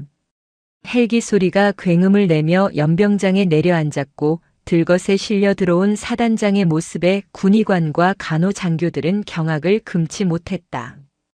찢어진 이마에서 흐른 피가 얼굴 절반을 덮었고 야전 상의는 너덜너덜해져 있었다. 하지만 의료진을 더 놀라게 한 것은 그녀의 신체 상태가 아니라 그녀를 지배하는 압도적인 기세였다. 사단장님, 누우셔야 합니다. 갈비뼈 골절이 의심되고 뇌진탕 증세가. 군의관이 다급하게 외쳤지만 서유진은 침대에서 벌떡 일어났다. 우두둑. 뼈가 어긋나는 소리가 들리는 듯 했지만 그녀는 미간 한번 찌푸리지 않았다. 압박 붕대만 감아. 진통제는 필요 없다. 정신 흐려지니까. 그녀의 목소리는 지옥에서 기어나온 악귀처럼 낮고 긁혀 있었다. 그 목소리는 차갑게 타오르는 강철과 같았다. 하지만 사단장님, 지금 상태로는 절대 안 됩니다. 쇼크가 올 수도 있습니다. 서유진은 군의관의 멱살을 잡지 않았다. 그저 그 핏발선 눈으로 빤히 쳐다보았을 뿐이다. 그 눈빛에 담긴 살기에 군의관은 저도 모르게 뒷걸음질 쳤다. 그것은 생명을 살리는 의사의 영역을 벗어난 죽음을 다루는 자의 눈빛이었다. 마치 자신이 지금 이 순간 서유진에게 반항하면 이 자리에서 숨통이 끊어질지도 모른다는 본능적인 공포였다. 내 몸은 내가 알아. 지금 당장 붕대 가져와. 5분 준다. 결국 의료진은 떨리는 손으로 그녀의 가슴과 복부에 붕대를 감았다. 서유진은 피 묻은 정복 대신 비서실장이 급하게 공수해온 새 전투복으로 갈아입었다. 거울 속에 비친 자신의 모습은 처참했지만 그 처참함이 오히려 그녀를 더 강하게 만들고 있었다. 죽음의 문턱을 넘고 돌아온 자만이 가질 수 있는 서늘한 위압감. 그녀는 창백한 얼굴과 상처투성이의 육신에서 뿜어져 나오는 전의를 스스로 느꼈다. 사단장님, 헌병대와 특임대가 대기 중입니다. 외부에서 호출한 707특 수임무단 팀장이 보고했다. 가자. 사단 본부 상황실로. 쥐새끼들이 축배를 들고 있을 때 목을 따야지. 서유진은 베레모를 깊게 눌렀었다. 새벽 2시 반. 칠성부대의 진짜 밤은 이제부터였다. 그녀의 발소리는 고통을 이겨낸 의지처럼 단단했다. 같은 시각. 사단 본부 상황실. 참모장 신강철 대령은 지휘 통제실 의자에 앉아 모니터를 응시하고 있었다. 겉으로는 침착해 보였지만 책상 아래 둔 다리는 초조하게 떨리고 있었다. 사고 소식이 들어올 때가 됐는데 그는 힐끔 시계를 쳐다보았다. 눈이 워낙 많이 내려 통신이 두절되었다는 보고는 받았지만 차량이 전복되었다면 어떤 식으로든 연락이 왔어야 했다. 하지만 무소식이 희소식이라 했던가. 이 눈보라 속에서 그 가파른 절벽길을 굴렀다면 생존할 확률은 제로에 가까웠다. 서유진. 내년이 감히 나의 조직에 손을 대려 했으니 감당해야지. 사고사로 깔끔하게 처리되었다면 나는 자연스럽게 사단장 대리가 되어 이 모든 비리를 덮을 수 있다. 그는 이미 다음 계획까지 완벽하게 짜놓고 있었다. 비서실을 장악하고 군수 참모의 입을 막고 박무혁의 흔적을 지우는 일. 그의 지능적인 머릿속은 이미 다음 단계를 향해 빠르게 움직이고 있었다.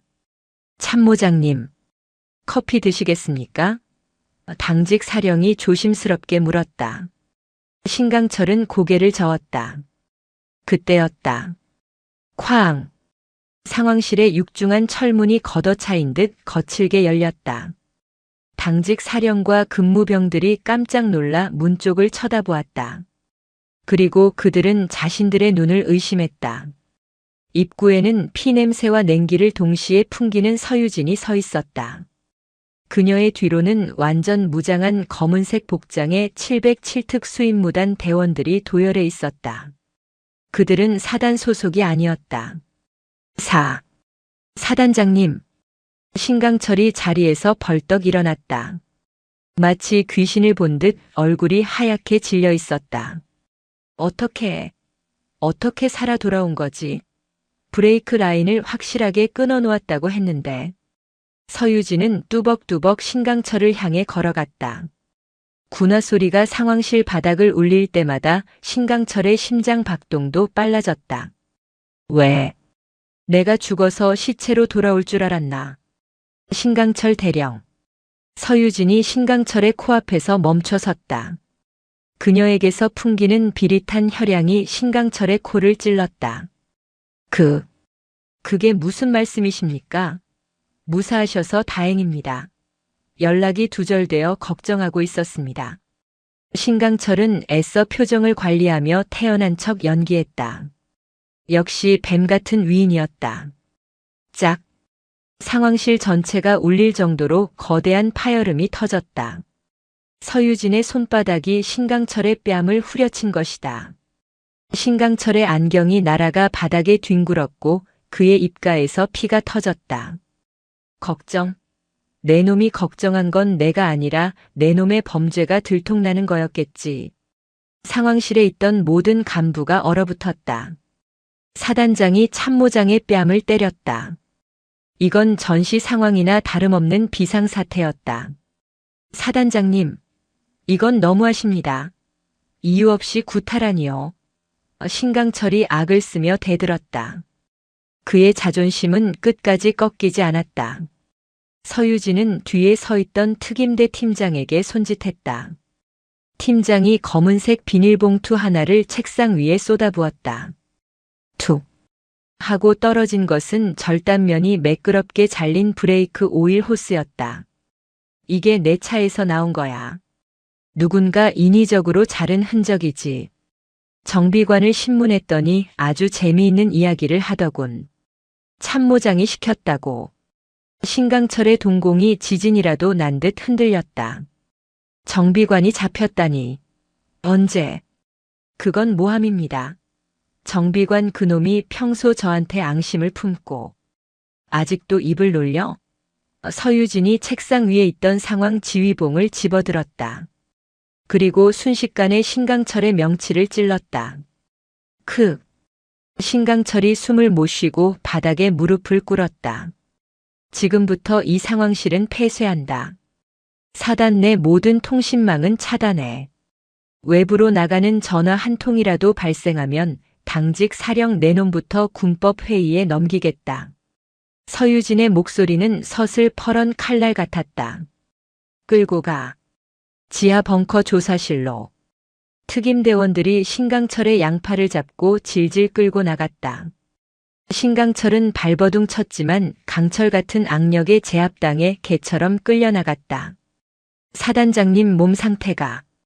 비서실장이 울먹이며 다가왔지만 서유진은 손을 들어 제지했다.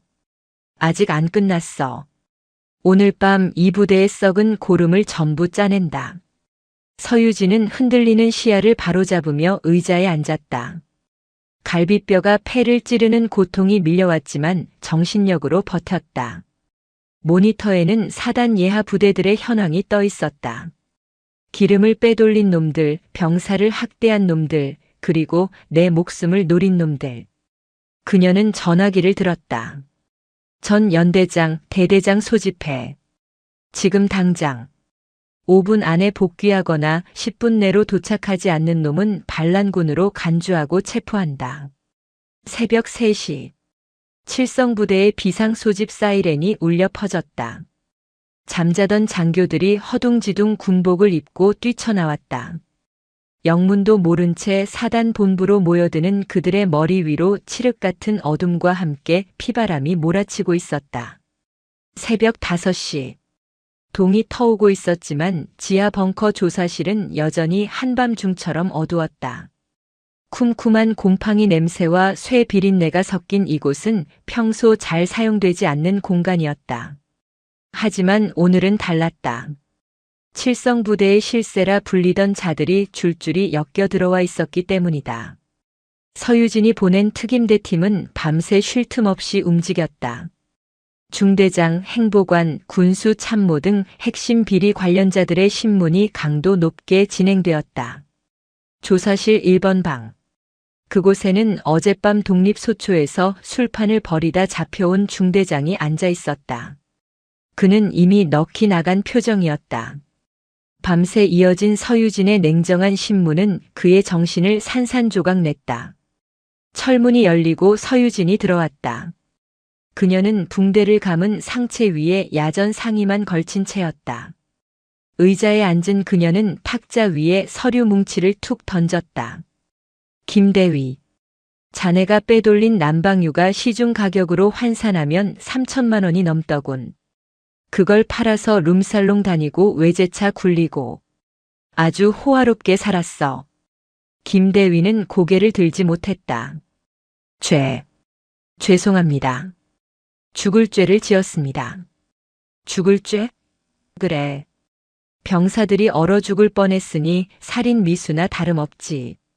서유진은 담배 한 개비를 꺼내 물었다가 불은 붙이지 않고 손가락으로 굴렸다. 하지만 자네 혼자 먹은 건 아닐 테고. 상납고리가 어디까지 연결되어 있지? 연대장? 아니면 참모장? 김대위가 입을 다물었다. 말하는 순간 군 생활은 물론이고 사회에 나가서도 매장당할 것이 뻔했다. 그들만의 카르텔은 그만큼 견고하고 무서웠다. 말 못하겠다. 서유진이 피식 웃었다. 그녀는 자리에서 일어나 김대위의 뒤로 걸어갔다. 707 특수임무단에서 포로 신문 훈련을 어떻게 하는지 알아? 그녀가 김대위의 귓가에 속삭였다. 고통을 주는 건 하수야. 진짜는 희망을 줬다가 뺏는 거지. 예를 들면 이런 거야. 자네가 입을 다물면 자네 가족들이 자네의 범죄 사실을 알게 될 거야. 횡령, 폭행, 그리고 부대 인근 다방 여종업원과의 추잡한 관계까지. 김대위의 몸이 사시나무 떨듯 떨렸다. 어떻게 그걸? 나는 마녀라고 불렸어. 내가 모르는 건 없어. 서유진이 그의 어깨를 꽉 쥐었다. 선택해.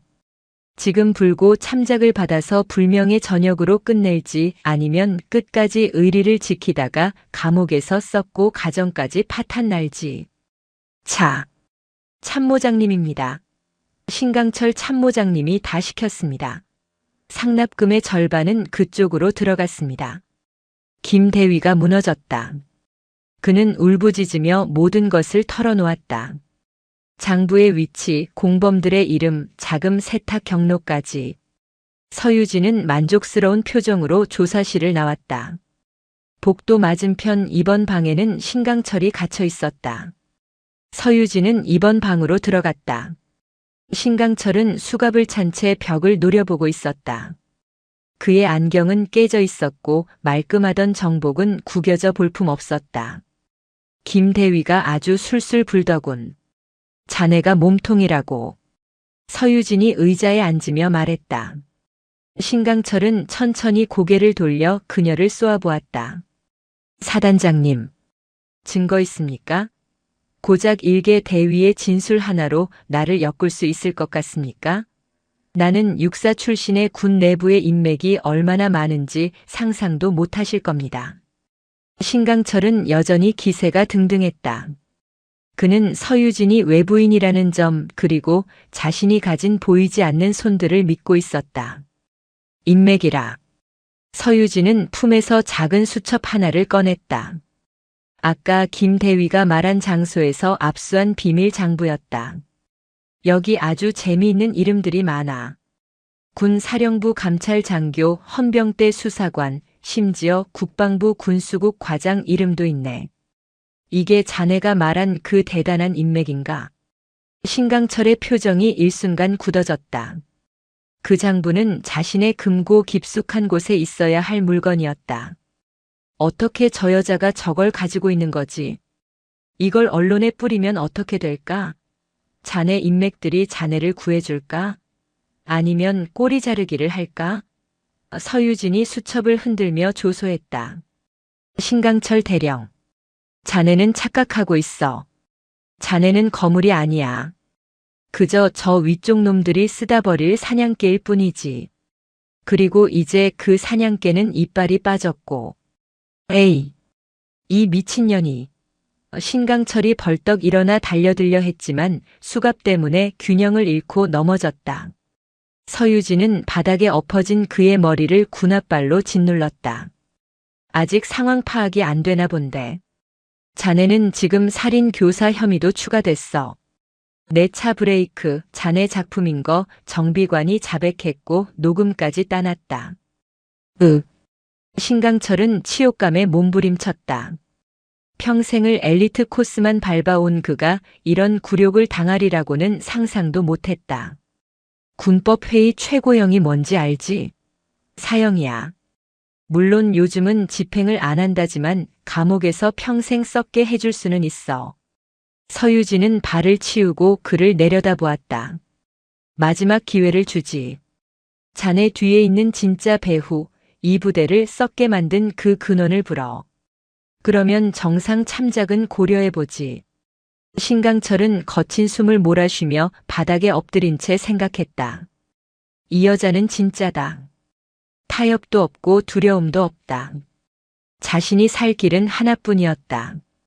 만약 만약 내가 말하면 내 신변 보호는 보장해주는 건가? 거래는 내가 해. 자네는 대답만 하고. 신강철은 체념한 듯 눈을 감았다. 그는 씁쓸한 미소를 지었다. 어차피 이 지옥에서 혼자 죽을 수는 없었다. 그 위에 군림하던 자들도 함께 끌고 가야 했다. 박무혁과 나 그리고 군수 참모 위에. 그분이 계십니다. 그분이 누구지? 전임 사단장이셨던. 지금은 군단 부군단장으로 계신 정영택 소장님입니다. 서유진의 눈썹이 꿈틀했다. 일이 생각보다 커지고 있었다. 사단 내부의 비리가 아니라 군단급 비리 카르텔이었다. 전임 사단장이 뿌려놓은 썩은 씨앗들이 신강철과 박무혁이라는 열매를 맺은 것이다. 정영택 소장이라. 서유진은 짧게 읊조렸다. 좋아. 기록해. 그녀는 뒤에 서 있던 특임대원에게 지시했다. 그때 벙커의 문이 요란하게 울리며 당직 사령이 뛰어들어왔다. 사단장님, 큰일 났습니다. 군단 헌병대가 들이닥쳤습니다. 사단장님께서 직권 남용과 하극상을 벌이고 있다는 제보를 받았다며 사단장님 체포영장을 들고 왔습니다. 신강철이 그 소리에 희번덕거리는 눈으로 고개를 들었다. 하, 늦었어. 이미 아니, 정 소장님이 손을 쓰셨군. 너는 이제 끝이야. 신강철은 광기 어린 웃음을 터뜨렸다. 정영택 소장이 자신의 비리가 드러날 것을 우려해 선수를 친 것이다. 감찰도 조사도 없이 다짜고짜 체포영장이라니. 서유진은 당황하지 않았다. 오히려 입가에 묘한 미소를 지었다. 그래. 제 발로 찾아오셨다 이거지.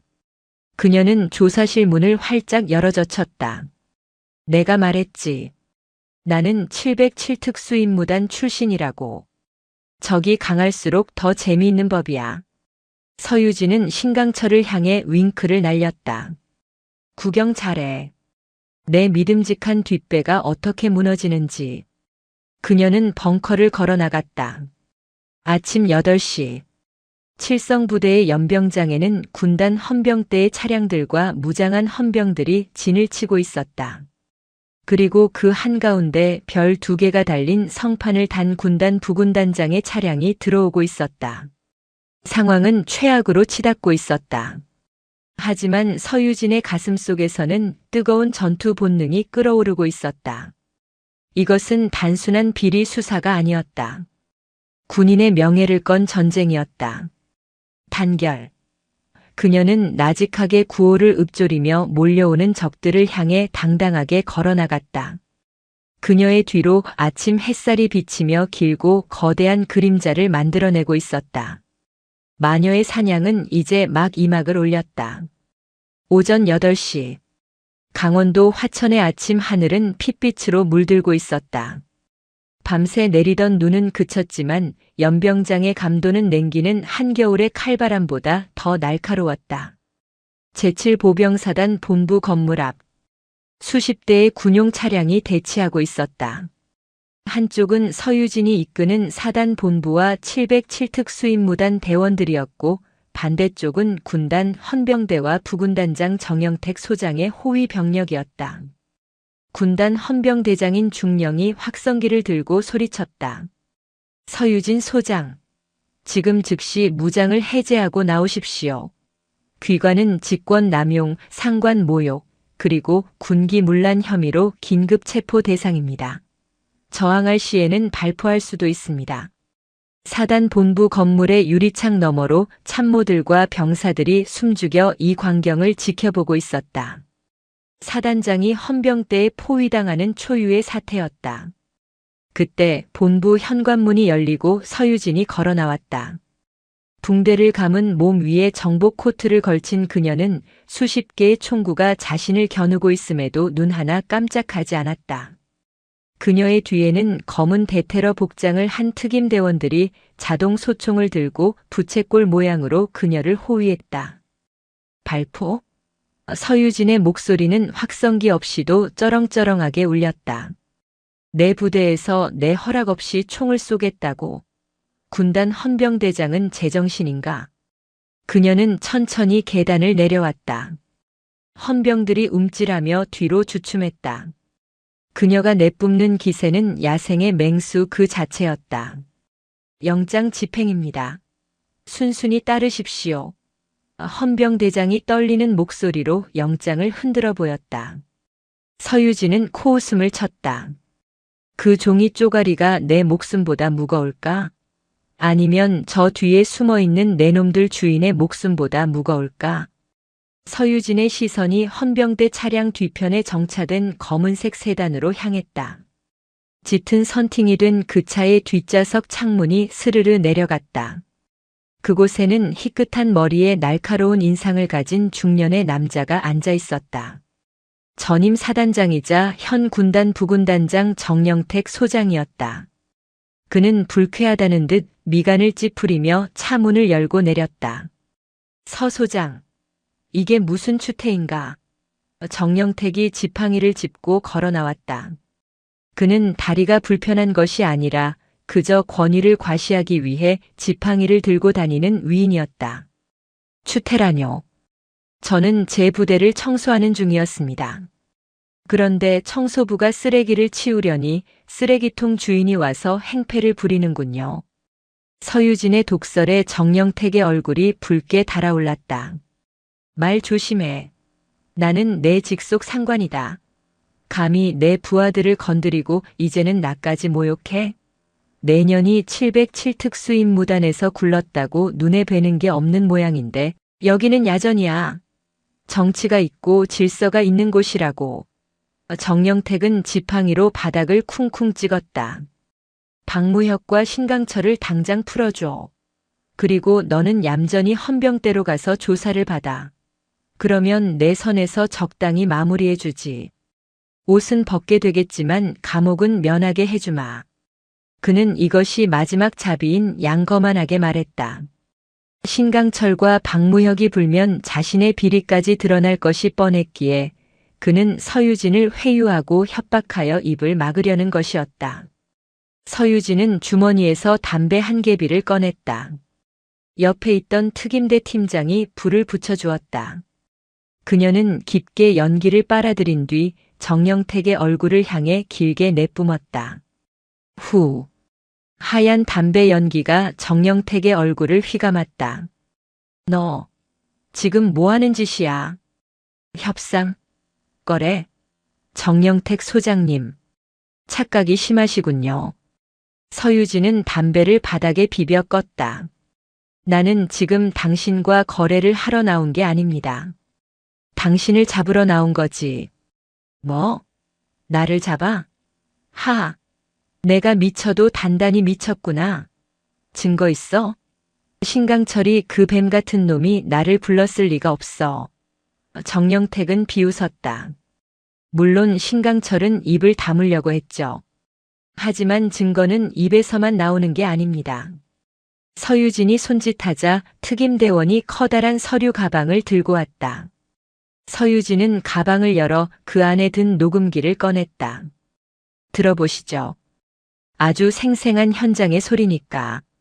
재생 버튼을 누르자 치지직 거리는 잡음 사이로 익숙한 목소리가 흘러나왔다. 어젯밤 서유진의 차를 정비했던 정비관의 목소리였다. 살려주세요. 시키는 대로 했을 뿐입니다. 신강철 참모장이 그랬습니다. 위에서 더 위에서 시킨 거라고. 정영택 부군단장님이 서유진 소장을 확실하게 보내버리라고 지시하셨다고. 실패하면 우리 가족 다 죽인다고. 정영택의 얼굴이 흑빛으로 변했다. 이건 조작이야. 딥페이크야. 어디서 성대모사하는 놈을 데려와서. 그리고 하나 더. 서유진은 이번에는 두툼한 장부를 꺼내 들었다. 신강철의 개인 금고가 아니라 박무혁 연대장의 관사천장 속에서 나온 겁니다. 박무혁은 신강철보다 겁이 많아서 혹시나 팽당할까봐 꼼꼼하게도 기록해뒀더군요. 정영택 소장님께 상납한 날짜, 금액, 장소, 심지어 골프 접대 때 입었던 옷 색깔까지. 정영택은 뒷걸음질 쳤다. 완벽한 함정이었다. 서유진은 어젯밤 신강철을 신문하는 척하면서 동시에 707특 수임무단 대원들을 풀어 박무역의 관사를 이잡듯이 뒤졌던 것이다. 저 여자를 잡아. 당장 쏴. 저건 가짜 증거를 들고 상관을 협박하는 반란군이야. 정영택이 악을 쓰며 헌병들에게 명령했다. 군단 헌병들이 머뭇거리며 총구를 들어 올렸다. 긴장감이 최고조에 달했다. 누군가 방아쇠를 당기면 피 비린내 나는 내전이 벌어질 상황이었다. 두두두두두. 그때였다.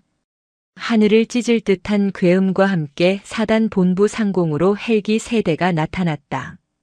기체 옆면에는 육군 본부 마크가 선명했다. 뭐야? 육군 본부? 정영택이 멍하니 하늘을 쳐다보았다. 헬기에서 로프가 내려오고 검은 정장을 입은 요원들이 쏟아져 내렸다. 그들은 일반 병사가 아니었다. 군 내부의 비리를 적발하고 고위 장교들을 수사하는 저승사자. 바로 육군 중앙수사단 요원들이었다. 선두의 중앙수사단장이 서유진과 정영택 사이로 걸어 들어왔다. 상황 종료. 전 병력 무장 해제.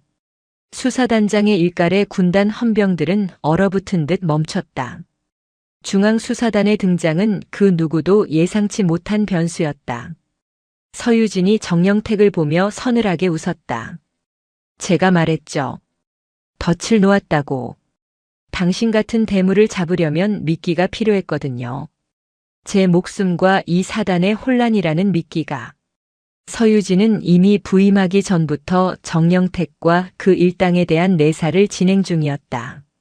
하지만 결정적인 증거가 부족했고 그들이 스스로 움직이게 만들기 위해 일부러 허술하게 부임하여 도발했던 것이다. 박무혁을 자극하고 신강철을 건드려서 그들의 우두머리인 정영택이 제 발로 걸어 나오게 만든 거대한 판이었다. 서유진. 내년이. 처음부터. 정영택은 부들부들 떨었다. 수사단장이 정영택에게 다가갔다. 정영택 소장님. 군수비리 살인교사 그리고 뇌물수수 혐의로 긴급 체포합니다. 당신의 지팡이는 이제 필요 없겠군요. 감방은 좁아서 걸어 다닐 일이 별로 없거든요. 수사관들이 정영택의 양팔을 꺾어 수갑을 채웠다. 이거나. 내가 누군지 알아. 국방위원장하고 형 동생 하는 사이야. 너희들 다 죽을 줄 알아. 정영택이 발악했지만 그의 외침은 공허한 메아리가 되어 사라졌다. 서유진은 그 모습을 팔짱을 낀 채 지켜보았다. 오전 9시. 해가 완전히 떠올라 연병장의 눈을 녹이고 있었다. 정영택은 잡혀가면서도 서유진을 향해 도끼 어린 눈빛을 보냈다. 두고 보자. 내가 이대로 끝날 것 같으냐? 그 눈빛은 단순한 원망이 아니었다. 또 다른 더 깊고 어두운 배후가 있다는 암시였다. 서유진은 직감했다. 정영택조차 꼴일 수도 있다는 것을. 그러나 지금은 승리를 즐길 때였다. 서유진은 뒤돌아서 있는 자신의 부하들, 특임대원들과 사단 참모들에게 시선을 돌렸다. 그들의 눈에는 존경과 경외심이 가득 차 있었다. 상황 끝. 전원 복귀해서 업무. 서유진은 무심하게 명령을 내리고 본부 건물로 향했다.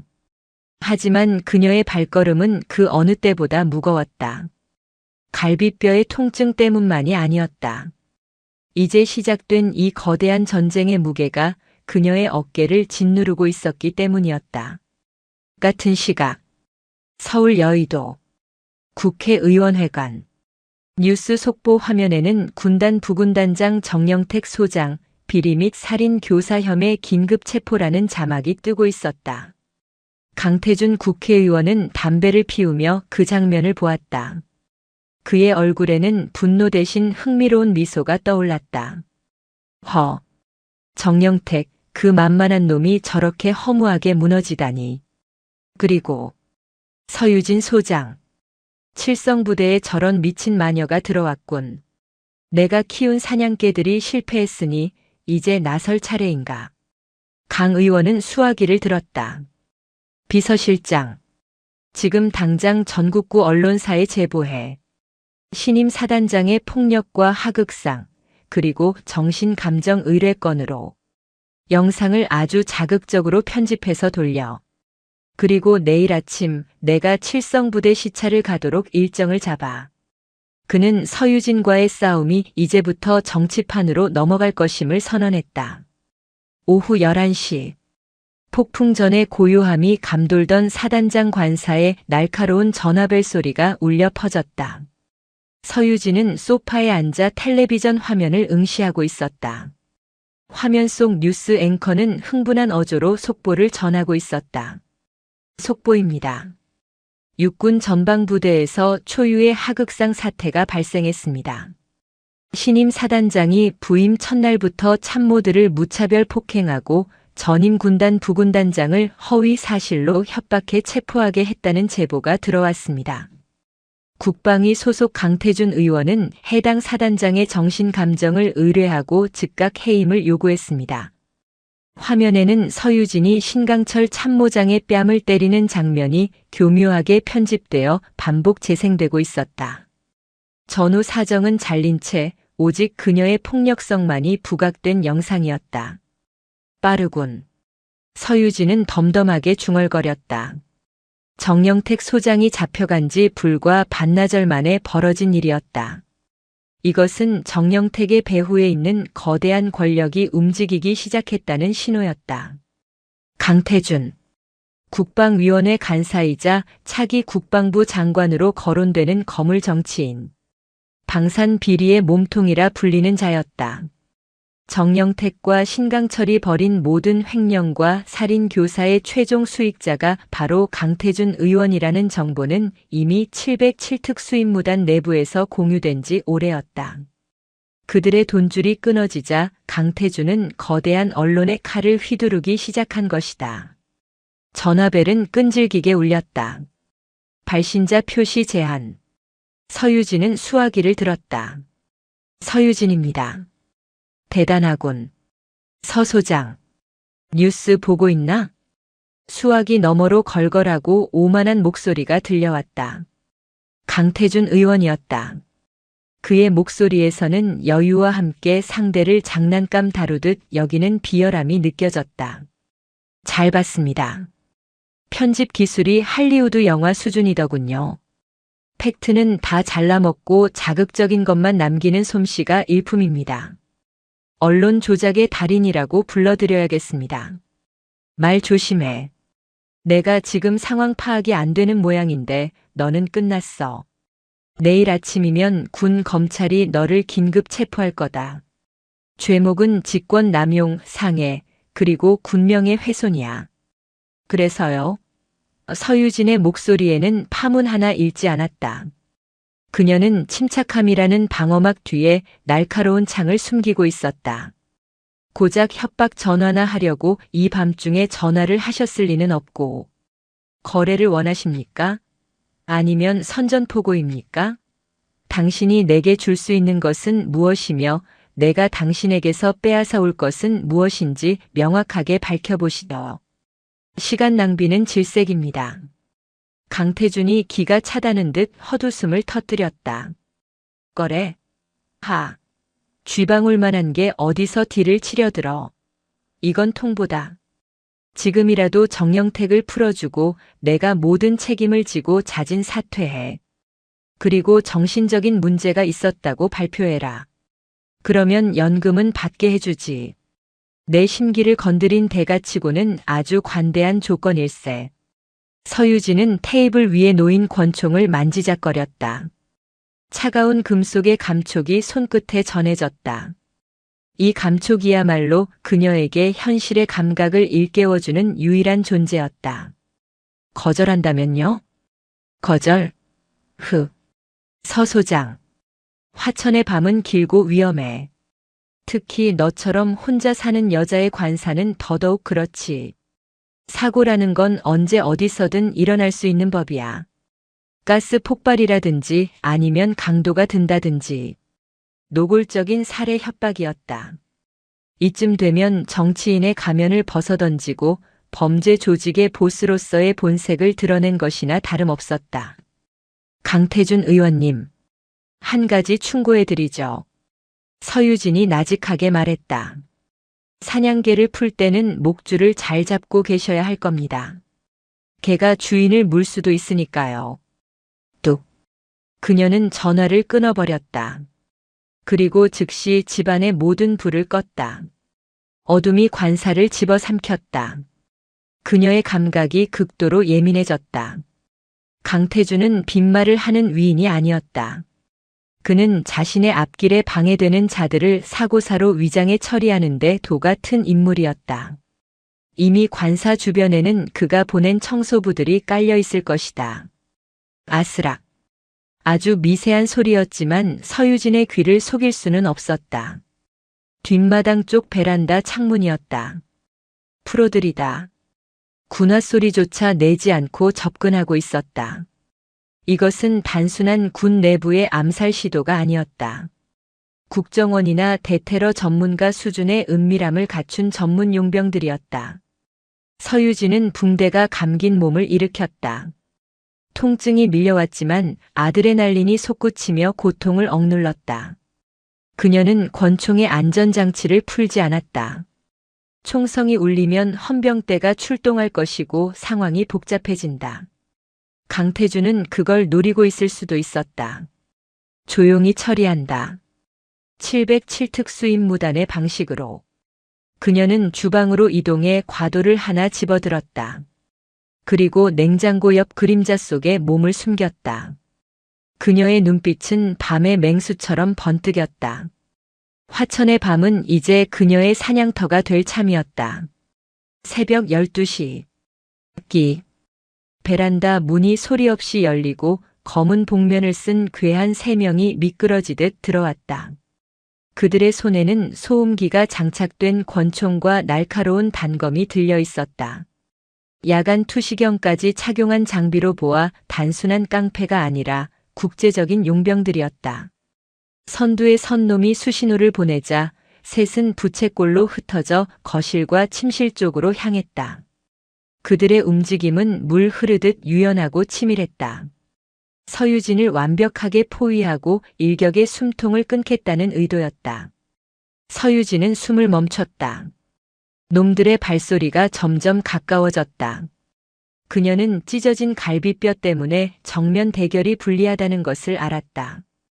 그녀의 주특기인 기습과 급소 타격만이 살 길이었다. 가장 뒤에 있던 놈이 냉장고 앞을 지나는 순간이었다. 팍! 어둠 속에서 서유진의 손이 튀어나갔다. 그녀는 놈의 입을 틀어막음과 동시에 목덜미의 경동맥 급소를 강하게 가격했다. 옥! 놈이 비명도 못 지르고 썩은 나무처럼 쓰러졌다. 쿵! 소리가 나자 앞서가던 두 놈이 동시에 뒤를 돌아보았다. 거기냐? 퍽! 퍽! 소음기 총성이 2번 울렸다. 총알이 냉장고 문에 박혔다. 서유진은 이미 바닥으로 몸을 굴려 식탁 밑으로 이동한 뒤였다. 찾아! 죽여! 아놈들이 서로에게 외치며 포위망을 좁혀왔다. 야간 투시경을 낀 놈들에게 어둠은 무기가 아니었다. 서유진은 불리했다. 하지만 그녀에게는 이곳이 자신의 관사, 즉 홈그라운드였다. 그녀는 가구 배치를 완벽하게 알고 있었다. 그녀는 식탁 위에 있던 유리 화병을 반대편 벽으로 던졌다. 와장창! 놈들의 시선이 소리가 난 쪽으로 쏠린 찰나 서유진이 식탁 밑에서 튀어올랐다. 흑! 기합 소리와 함께 그녀의 발차기가 가까이 있던 놈의 턱을 올려쳤다. 야간 투시경이 깨지며 파편이 놈의 눈에 박혔다. 아! 남은 한 놈이 총구를 돌리려 했지만 서유진이 더 빨랐다. 그녀는 쓰러지는 놈을 방패 삼아 총알을 막아내고 단숨에 거리를 좁혔다. 과도가 허공을 갈랐다. 챙! 놈이 단검으로 과도를 막아냈다. 불꽃이 튀었다. 힘 대 힘의 대결. 놈의 완력은 대단했다. 부상당한 서유진의 팔이 부들부들 떨렸다. 계집년 주제의 제법이군. 하지만 여기까지다. 놈이 비릿하게 웃으며 칼을 쥔 손에 힘을 주었다. 칼날이 점점 서유진의 목을 향해 다가왔다. 707특수 임무단에서는 서유진이 이를 악물고 말했다. 힘으로 싸우지 않아. 깡으로 싸우지. 그녀는 갑자기 힘을 빼고 몸을 뒤로 젖혔다. 균형을 잃고 앞으로 쏠린 놈의 명치를 향해 그녀의 무릎이 대포알처럼 꽂혔다. 숨이 턱 막힌 놈이 비틀거렸다. 서유진은 그 틈을 놓치지 않고 놈의 팔을 꺾어 제압했다. 우지끈. 팔뼈가 부러지는 소리와 함께 놈이 바닥에 처박혔다. 상황 종료. 단 3분 만에 전문 암살자 3명이 제압되었다. 서유진은 거친 숨을 몰아쉬며 바닥에 주저앉았다. 붕대 사이로 피가 배어나오고 있었다. 그녀는 쓰러진 놈들 중 리더 격인 자의 복면을 벗겼다. 낯선 외국인 용병이었다. 서유진은 과도를 놈의 눈앞에 들이댔다. 누가 보냈지? 강태준인가? 말하면 살려주나? 아니, 덜 아프게 죽을 수는 있어. 그녀의 눈빛은 살기로 번들거렸다. 용병은 공포에 질려 눈을 깜빡였다. 오 의원 보좌관이 직접 의뢰했다. 계좌 이체 내역이 내 핸드폰에. 서유진은 놈의 주머니를 뒤져 핸드폰을 찾아냈다. 암호가 걸려 있었지만 놈의 지문으로 쉽게 풀었다. 그 안에는 청소 의뢰라는 명목으로 입금된 거액의 내역과 파괴신 서유진의 사진, 그리고 사고사 위장이라는 지령 문자가 고스란히 남아 있었다. 확실하군. 서유진은 핸드폰을 챙겼다. 그리고 관사 밖에서 대기하던 특임대 팀장에게 무전을 쳤다. 상황 끝났다. 들어와서 쓰레기들 치워. 그리고 한 놈은 살려서 증인으로 데려가. 잠시 후 불 켜진 관사는 다시 아수라장이 되었다. 서유진은 피 묻은 전투복을 벗고 정복으로 갈아입었다. 거울을 보았다. 얼굴은 엉망이었고 몸은 만신창이었지만 그녀는 웃고 있었다. 이제 강태준의 목을 칠 칼자루는 그녀의 손에 쥐어졌다. 기다려라. 강태준. 내가 만든 그 지옥으로 너를 초대해 줄 테니. 새벽 1시. 서유진은 헬기를 불렀다. 목적지는 서울 국회의사당이 아니었다. 강태준이 내일 아침 군부대 시찰이라는 명목으로 방문하기로 예정된 인근 군단 사령부였다. 그녀는 적의 안방에서 적을 잡을 생각이었다. 다음 날 오전 10시. 인근 군단 사령부 대강당은 수많은 취재진과 군 고위 관계자들로 발 디딜 틈이 없었다. 국방위원회 강태준 의원의 특별 시찰 및 기자 회견이 열리는 날이었다. 단상 위에는 강태준이 근엄한 표정으로 서 있었고 그 옆에는 쩔쩔매는 군단장이 배석해 있었다. 강태준은 마이크를 잡고 열변을 토했다. 존경하는 국민 여러분. 최근 우리 군 내부에서 발생한 하극상과 폭력 사태에 대해 국방위원으로서 깊은 유감을 표합니다. 제7보병사단장 서유진 소장은 자신의 직분을 망각하고 군의 기강을 무너뜨린 파렴치한 범죄자입니다. 카메라 플래시가 쉴 새 없이 터졌다. 강태준은 준비된 원고를 읽어내려갔다. 저는 오늘부로 서 소장의 즉각적인 해임과 구속 수사를 촉구하며 그녀의 비상식적인 행태가 정신적인 문제에서 비롯된 것은 아닌지 그 정신 감정 본인이 먼저 받아보시는 게 어떻겠습니까? 본인이 먼저 받아보시는 게 어떻겠습니까? 강태준의 말을 자르고 강당 입구에서 차가운 목소리가 울려 퍼졌다. 모든 시선이 뒤쪽으로 쏠렸다. 웅성거리는 소리와 함께 홍해가 갈라지듯 길이 열렸다. 그 길 끝에 서유진이 서 있었다. 그녀의 모습은 충격적이었다. 머리에는 붕대를 감고 정복 어깨에는 피 자국이 선명했다. 한쪽 다리를 조금 절룩거렸지만 그녀가 걸어오는 기세는 천군만마를 거느린 장군처럼 위풍당당했다. 서유진, 내가 어떻게 여기를? 강태준이 당황하여 말을 더듬었다. 분명 어젯밤 처리했다는 보고는 받지 못했지만 연락이 두절되어 성공했을 거라 믿고 있었다. 그런데 그녀가 살아서 그것도 기자 회견장에 나타난 것이다.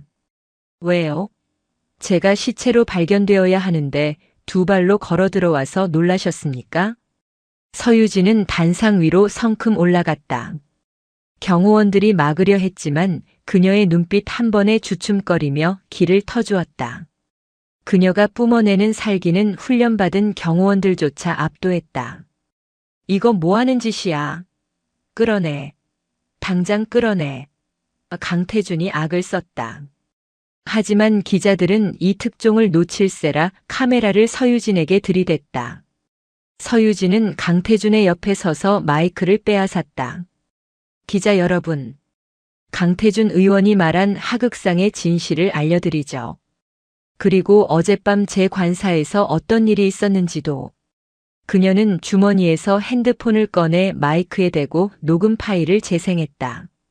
오 의원 보좌관이 직접 의뢰했다. 계좌 이체 내역이 사고사로 위장해 깔끔하게 처리하고 강당 안에 정적이 흘렀다. 강태준 의원의 목소리와 청부 살인을 자백하는 용병의 목소리가 스피커를 통해 적나라하게 울려 퍼졌다. 이건 조작이야. 딥페이크야. 저 여자가 미쳐서 날조한 거라고. 강태준이 땀을 비오듯 흘리며 소리쳤다. 조작? 서유진이 손짓했다. 강당 문이 열리고 헌병대와 함께 휠체어를 탄 남자가 들어왔다. 어젯밤 서유진에게 제압당해 팔과 다리가 부러진 용병 리더였다. 그리고 그 뒤를 이어 중앙수사단 수사관들이 들이닥쳤다. 강태준 의원님, 살인교사 및 뇌물수수 혐의로 체포영장이 발부되었습니다. 수사단장이 영장을 펼쳐 보였다. 말도 안 돼. 내가 누군지 알아. 나는 차기 장관이야. 너희들 다 죽여버릴 거야. 강태준은 단상 아래로 도망치려 했다. 하지만 서유진이 그의 앞을 가로막았다. 도망칠 곳은 없다.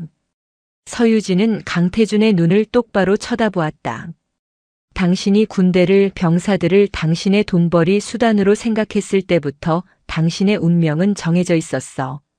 군인은 나라를 지키는 칼이지 도둑놈을 지키는 방패가 아니니까. 비켜. 비키라고. 이 미친년아. 강태준이 서유진을 밀치려 했다. 그 순간 서유진의 손이 번개처럼 움직여 강태준의 손목을 꺾고 그를 바닥에 제압했다. 비명과 함께 강태준이 강당 바닥에 얼굴을 처박았다. 이건 내 부하들을 추위에 떨게 하고 군인의 명예를 더럽힌 대가다. 서유진은 강태준의 귀에 대고 나직하게 속삭였다. 감옥에서 평생 썩으면서 기억해라. 칠성부대에는 마녀가 산다는 걸. 수사관들이 달려들어 강태준에게 수갑을 채웠다. 기자들은 미친 듯이 셔터를 눌러댔다. 부패의원의 몰락, 여 장군 서유진 정의를 세우다. 내일 아침 신문 헤드라인은 이미 정해져 있었다. 상황이 정리되고 서유진은 단상에서 내려왔다. 군단장이 다가와 어색하게 악수를 청했지만 그녀는 가볍게 목례만 하고 지나쳤다. 일주일 후 제7보병사단 연병장. 따뜻한 바람이 불어오고 연병장 구석에는 개나리가 피기 시작했다. 서유진은 집무실 창가에 서서 평화로운 부대 풍경을 내려다보고 있었다. 그녀의 몸 상태는 많이 호전되었다. 붕대는 풀렀지만 이마에는 훈장처럼 옅은 흉터가 남았다. 사단장님, 커피 드십시오. 비서실장이 들어와 커피 잔을 내려놓았다. 서유진은 잔을 들어 향을 맡았다. 설탕은 안 넣었습니다. 사단장님 취향대로. 좋아. 서유진이 미소 지었다. 그때 밖에서 우렁찬 구호 소리가 들려왔다. 단결, 단결, 단결. 병사들이 구보를 하고 있었다. 그들의 얼굴에는 더 이상 찌든 피로와 두려움이 없었다. 활기차고 생기 넘치는 진짜 군인들의 모습이었다. 대열의 선두에서 구호를 외치는 김일병의 모습도 보였다. 서유진은 창문을 열었다. 봄바람이 들어와 그녀의 머리카락을 흩날렸다. 지난 일주일 동안 많은 것이 변했다. 강태준과 정영택 라인은 완전히 괴멸되었고 사단 내의 부조리는 뿌리 뽑혔다. 사람들은 그녀를 마녀라고 불렀지만 그 별명에는 이제 공포가 아닌 경외와 존경이 담겨 있었다. 작전 참모. 오후 일정으로 신병교육대 수료식 참석이 잡혀 있습니다. 그래. 가야지. 우리 새끼들 보러. 서유진은 정모를 썼다. 챙에 달린 2개의 별이 햇빛을 받아 찬란하게 빛났다. 그녀는 자리에서 일어나며 책상 위에 놓인 액자를 보았다. 707 특수임무단 시절 동기들과 찍은 빛바랜 사진이었다.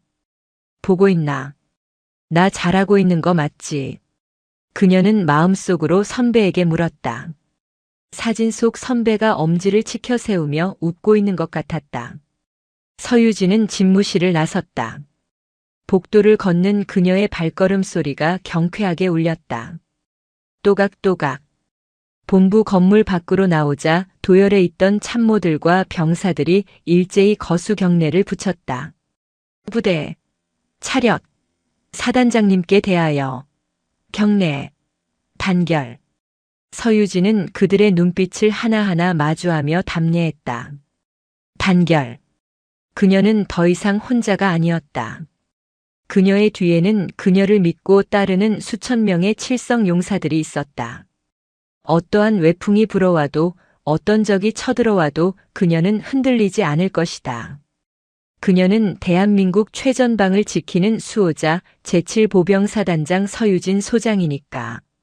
서유진이 지프차에 올랐다.